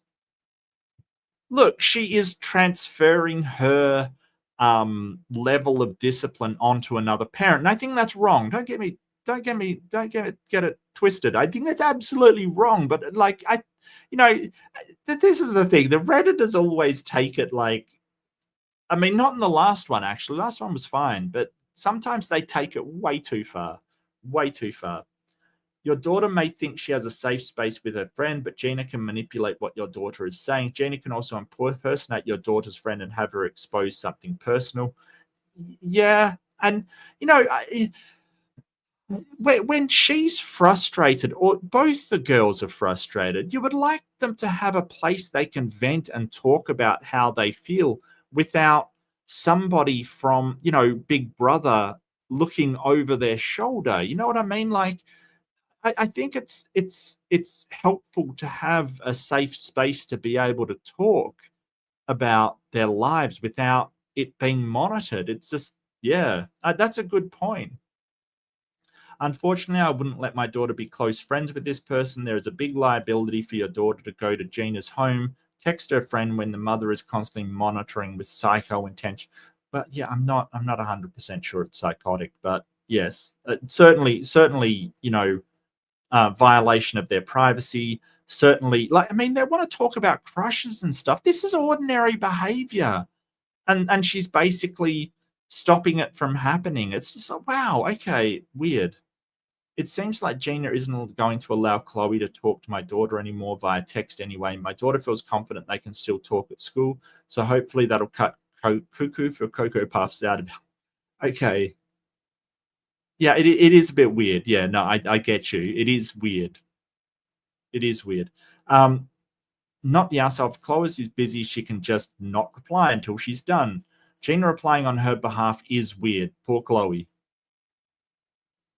If Chloe is busy, she can just not reply until she's done. Trust me, I asked this, and apparently Gina has to step in or the friends keep texting, and that's annoying for Gina, who has the phone. So it's not her phone, it's her mum's phone. Oh, dear. Wow.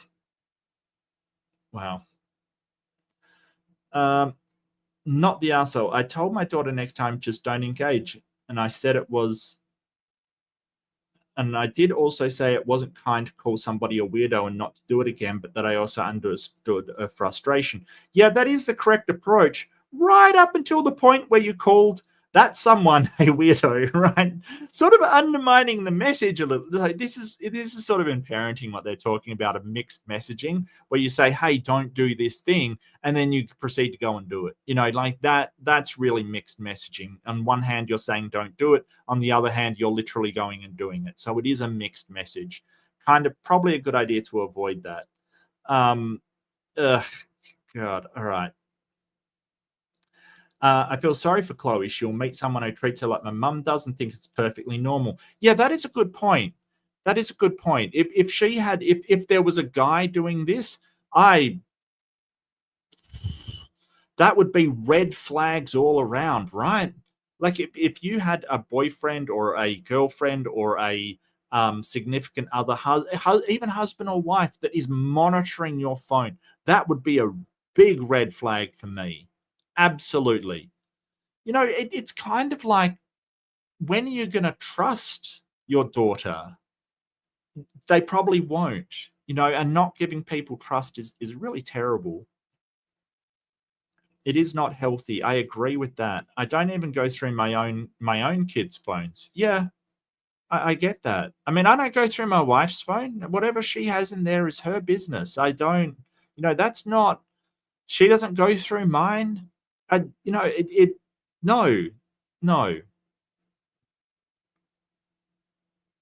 You did the right thing. Don't engage someone like that. If someone's busy, don't keep texting. Wait until they get a chance to reply back.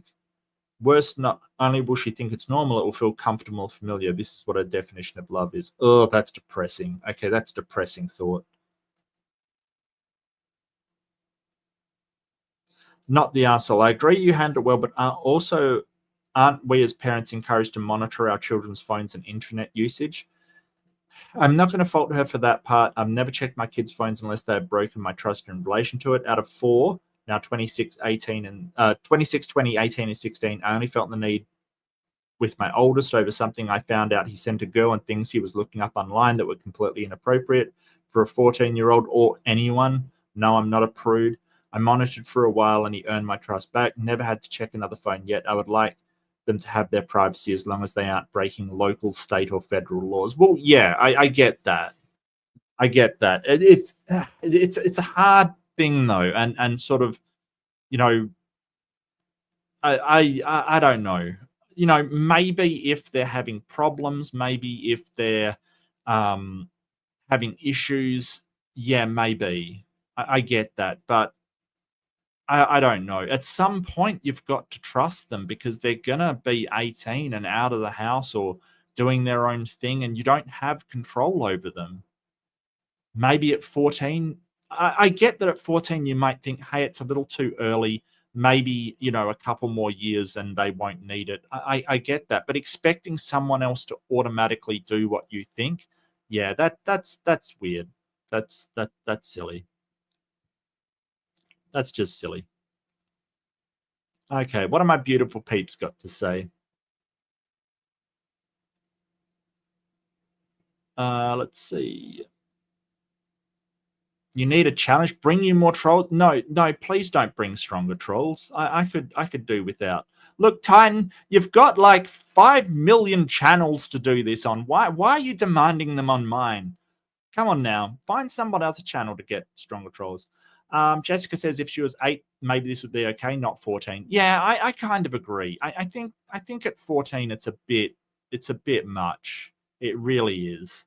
But, having said that, I'm kind of thinking of the, 14-year-old incredibly antisocial young boys that have done incredibly harmful things, and maybe it would have been prevented. But, at some point, you've got to start trusting your children. +5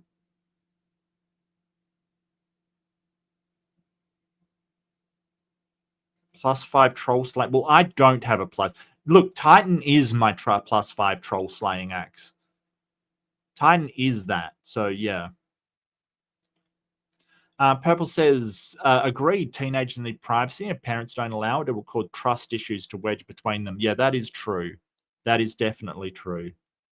And I really like that the mother's like, when she's told, oh, when she's frustrated, she insults you. And the mother just goes, yeah, like I care. Like, why wouldn't she? I don't,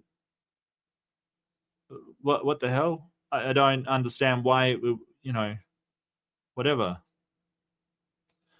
Tilting Windmill says, these girls are 14-year-old. If the Karen mum is going to be so involved, just don't let her have a phone. Replying for the daughter is just inappropriate. Yeah, and I get that, Tilting. I think it would be better if you can't, you know, let her have her privacy. Just don't let her have a phone at all. Yeah. Luke says it sounds like both parents are too involved. No, I don't think this one is. I really don't think so. I think she's just sort of, just handling the situation fine. I think she's doing fine.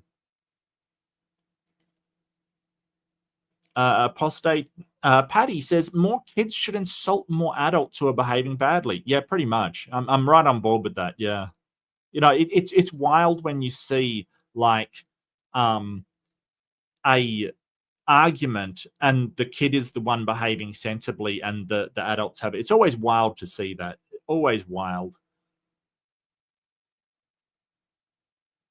Aunt just says, what does she want to happen? Does she want the daughter arrested? Yeah, I don't know. Arrested, grounded, maybe. I have no idea. It's just, take away her phone privileges. I'm not 100% sure. I don't think it requires anything as well. I think that talking, I think that punishments like that are sort of for when you talk to them and they still don't follow. Why can't you talk to your kids first instead of just laying down these sort of really horrible punishments? It's silly. Yeah, if they ignore you, I get why you would have that, but yeah.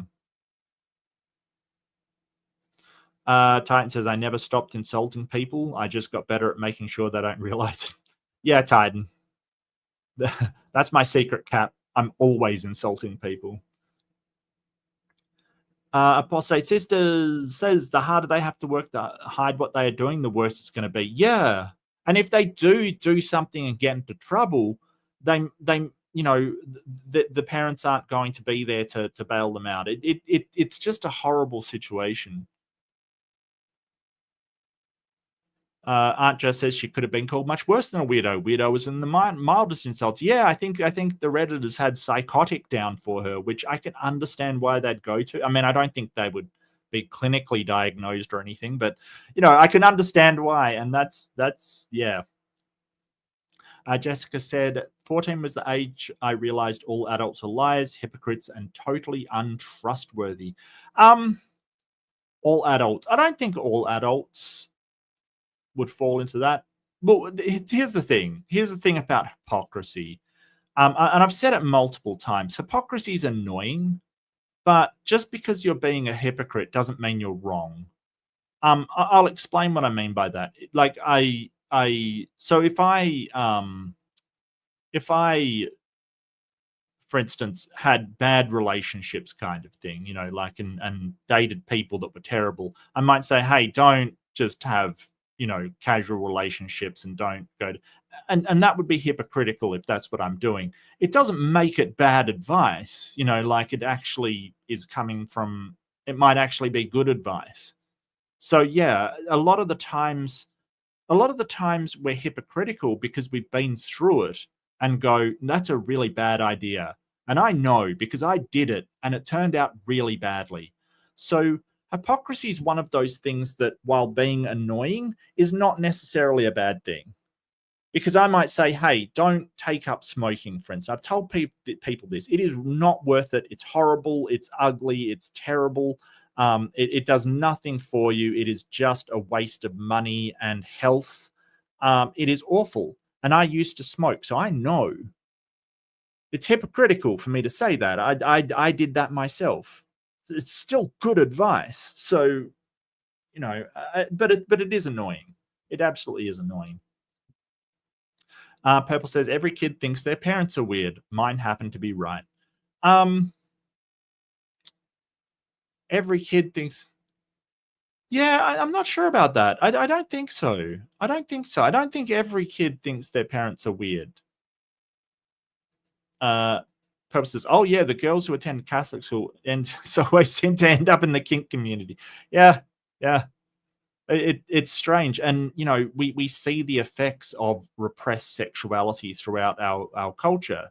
Anybody that's trying to like squash their libido down, it doesn't work like that. They're just, I think that's the reason for all of these priests doing horrible stuff. It's just they try to repress their own sexuality, and it just, it's not healthy. It's not healthy. It isn't.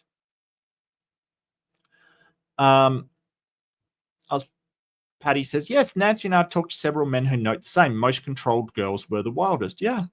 It's because you suppress that stuff. Things like emotions and these feelings and things like that. The more you suppress them, it's like someone once described it as pushing a sort of a bubble down kind of thing.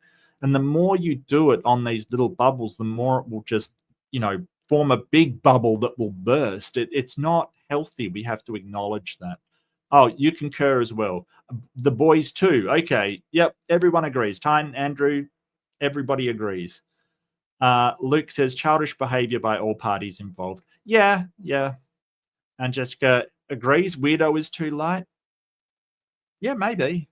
Yeah, I think I would go with a strong weirdo. Yes. Yeah.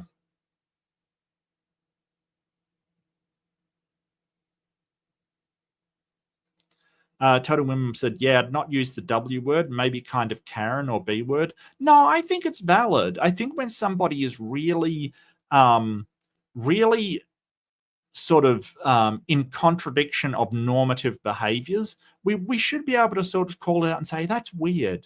It's like that sort of campaign that they had against the Republicans. They're acting weird. And they were this whole thing about their obsession with women and their obsession with people's sexuality, things like that. It's weird, right? Like we've got to call it out. That's weird.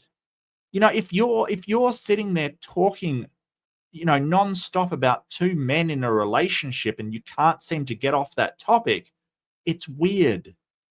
If you're talking about somebody's medical status being trans or not, and you can't leave it alone, that's weird. Like, just fucking forget about it. Like, it's weird that you're obsessed with these things. It's just, it's weird. Being a hypocrite can also teach a good lesson. Taught me not like my dad. That's fair. Jessica says, I'd want my child to have the confidence and courage to always speak the truth. Yeah, I get that. But the thing about it is I don't think telling the truth is always the moral thing to do. I mean, you've got extreme examples like, the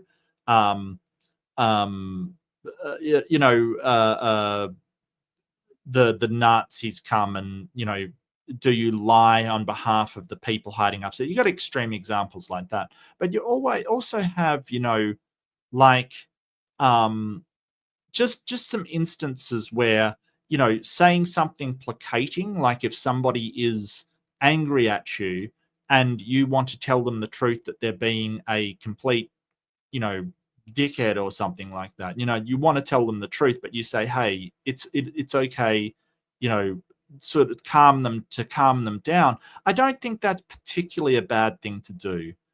I think that sometimes it is a way we can sort of socially interact with people in order to keep peace or to de-escalate situations and things like that.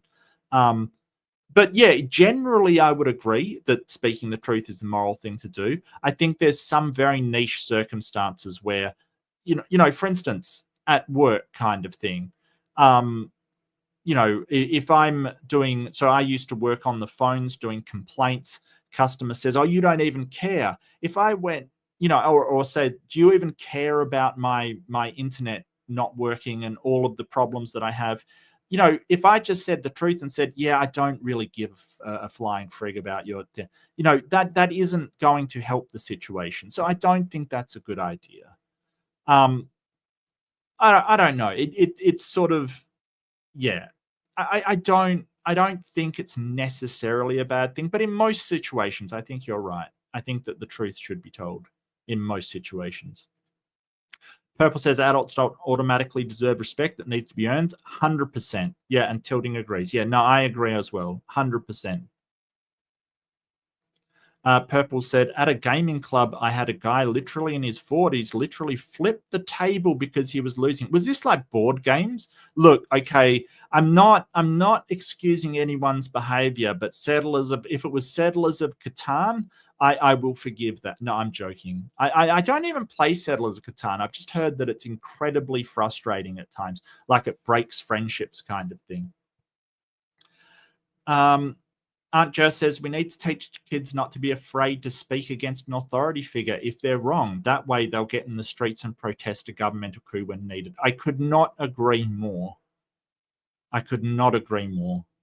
Luke says, social media has exacerbated childish behavior in adults. Yeah, probably. Yes. I would say so, yeah. I think it has. I think that the question is why. I think that maybe it is because the people that get attention on social media are the ones behaving this way. So if attention is important to you and you behave childishly, you get a lot of that attention that you're seeking. And maybe I'm wrong. There could be a whole plethora of reasons, but I think that's definitely one of it. That some people do want attention, and that attention comes if they and you see children learn this. They only get attention when they're acting out, and that becomes a learned behavior. It's a real problem. Purple says, buy Chloe a burner phone and don't let her mother know. Like, this is the thing. Yeah, let's turn Chloe into a spy. I'm all on board. Titan says, no, her mum takes the phone when it's study time and is just too stupid to turn it off or mute it. Yeah, I get you. Mark, no, it sounds like Gina confiscates Chloe's phone whenever she's not allowed to text, and Gina gets annoyed with all the notifications. Gina doesn't know where the silence button is. Poor Gina. Yeah, I'm not poor Gina-ing that. I'm definitely not. No. Okay. You share one brain cell. I'm pretty sure that was stated before, actually. I didn't read it out, but I'm pretty sure someone stated that you share one brain cell. Perf said, I'm glad I was finished raising kids before cell phones got cheap enough to have them. Look, it's a hard question. When do you allow a child a phone, and when do you allow them the privacy to do whatever they want with it? It's a hard question. I'm not saying it's easy. It's definitely hard. But, I would say whatever your choice, don't pressure other people's parents to enforce it on their kids. Are you taking half your brain cell and going home? If you're actually leaving. Well, you're not. I don't think so. Tilting Windmill says, my dad used to search my room when I was taking a shower when I was 15. Of course, I'd been caught with certain consumables. Yeah, okay. I still think they should trust you, I still think so. Yes, take away the Karen's phone privileges. Nice, Peps. Purple says, I know my kids call me much worse when they were venting to their friends. Yeah. I totally get it.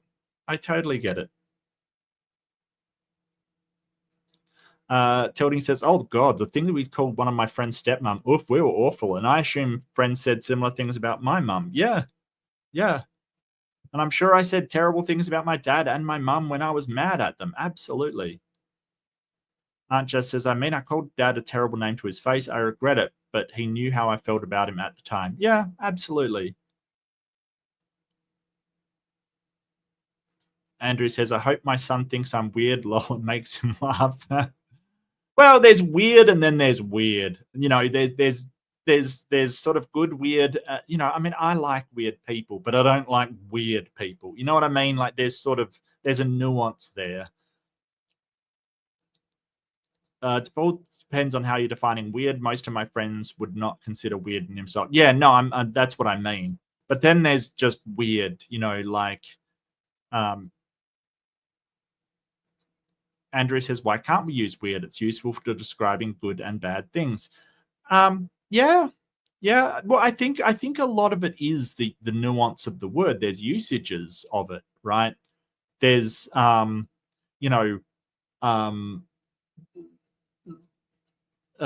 guy that plays D&D and watches anime is weird. Okay, you're saying they're not part of the normative societal expectations, which is totally fine with me. But then you have the that guy hangs around in the children's playground with no children. Weird, like that's bad. That it really depends on the nuance there. It really does. So there's sort of weird as in being unusual, which I like, and then weird as in being creepy, which is bad. And yeah, the weird as in you're unusual is fine. My city celebrates its weirdness. I don't even know what city you're from, Patty. Is that like Austin, Texas or something? I've heard Austin, Texas is like a weird thing. Like a weirdness in the middle of Texas, which is all very normative and thing. Luke says, I actually seek out weird people. The conversations are usually more entertaining. It depends what kind of weird you're talking about. Words are mushy. Yes, they are like peas. They are like mushy peas. And you can split them up like peas.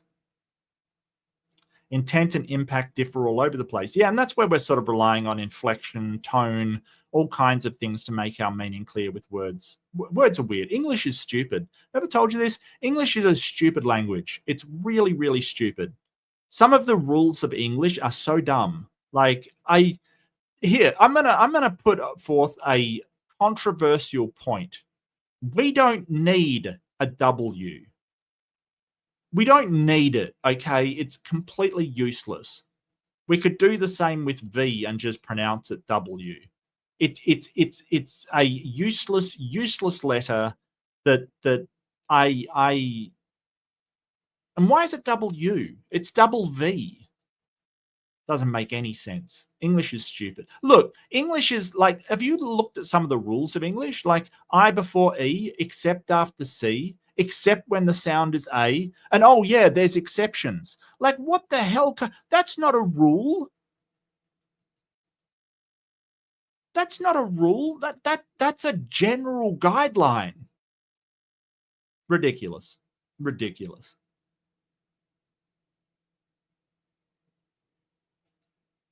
We don't need C either. Why don't we need C? How would you say cat? Oh, we could use a K for everything? Yeah, no, I'm on board if you're saying we can use a K for everything. Yeah, I'm on board. I'm on board.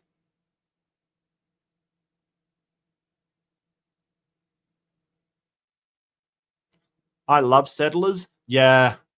I haven't played it. I think I've maybe had a game. I didn't get into it. I've just heard that it causes friendships to break and people to cry in the corner. So it was just a joke. It was just a joke. Purple says that sort of honesty is why I should never be put in a job where I might have direct contact with the customer. That's fair. It's not for everybody. I totally get you, Purps. I totally get you. But as part of training, you have to learn de-escalation techniques. Like how to calm people down because emotions flow. At that point, the truth isn't necessarily the best thing to say. I'm sorry, it just isn't.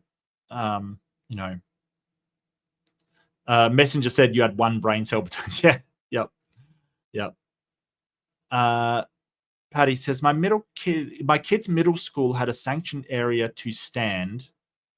Sanctioned area to stand. What, they just made the kids stand in the area like a timeout? And permission slips when the kids were protesting. Oh, okay. Government sanctioned protests are just co-op TED propaganda. Yeah, I don't like the idea of needing permission to protest. I think that protesters should inform the city that they're protesting so they can deal with any large protest. But I don't think they should need, permission to do so. Oh, kids, don't Google mummy. It's usually multiple reasons for that. Portland. Oh, yeah, Portland. I've heard Portland's awesome. Apostate said, both here and Austin have Keep City Weirds, their tagline. Oh, that's cool.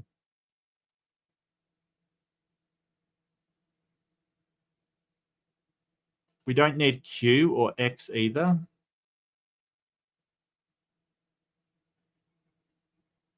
I think we need Q. We don't need X, but we need Q. I mean, how would you say queer? I'm a bit, what am I proposing? That we just put a double V instead of W.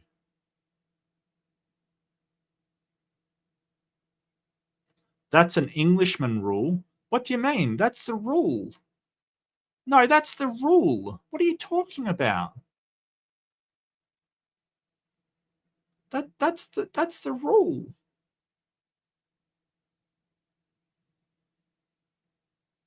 Oh, okay. No, I've been told. Yeah, no, that's fair. That's fair. Actually, I do like that queer. That's awesome, actually. Oh, be quiet. Okay. I was just schooled by the chat. All right, chat. I get your point. No, I'm on board now. Let's do away with the queue. Queer looks queer. Nice. That's a perfect comment right there. Perfect comment. Oh, you did use. Oh, okay. I didn't even notice that. See, I didn't even notice. It was that good. It was that good. It was that good. He puts a U in color and thinks there is a U in color. How dare you? How dare you? There is a U in color. It's always been there. It's just you people refuse to follow the actual English language. It's ridiculous. It's ridiculous. Look, I could happily drop the U. I just, I'm conditioned to use it now. Well, to be honest with you, I do apologize, but I'm going to call it here. I know I didn't give warning. I'll see how the poll went. But I feel kind of really washed out, and my throat's very, very much hurting. So I do apologize, but I'm going to wrap it up. Hard chair. I hate that. Oh, I hate that. That sounds like something someone from a southern state would say. It's color, like water. Yeah. Oh, really? Well, decide to speak French. Oh, come on, don't hassle the French. I know how you people feel about the French. Look, they're going to revoke their Statue of Liberty. Have you heard that? The French are going to revoke their Statue of Liberty. I think that's awesome. I think that's very, very fair. But the poll says Poster is a winner. Yeah, I kind of agree. And it was lovely to see all of you as well. It was absolutely wonderful. You're from Mississippi? Oh, that explains so much. That explains so much, Titan. That explains everything. Look, you can't have a civil war with someone that's not in your country, okay? It's just not possible. Just relax.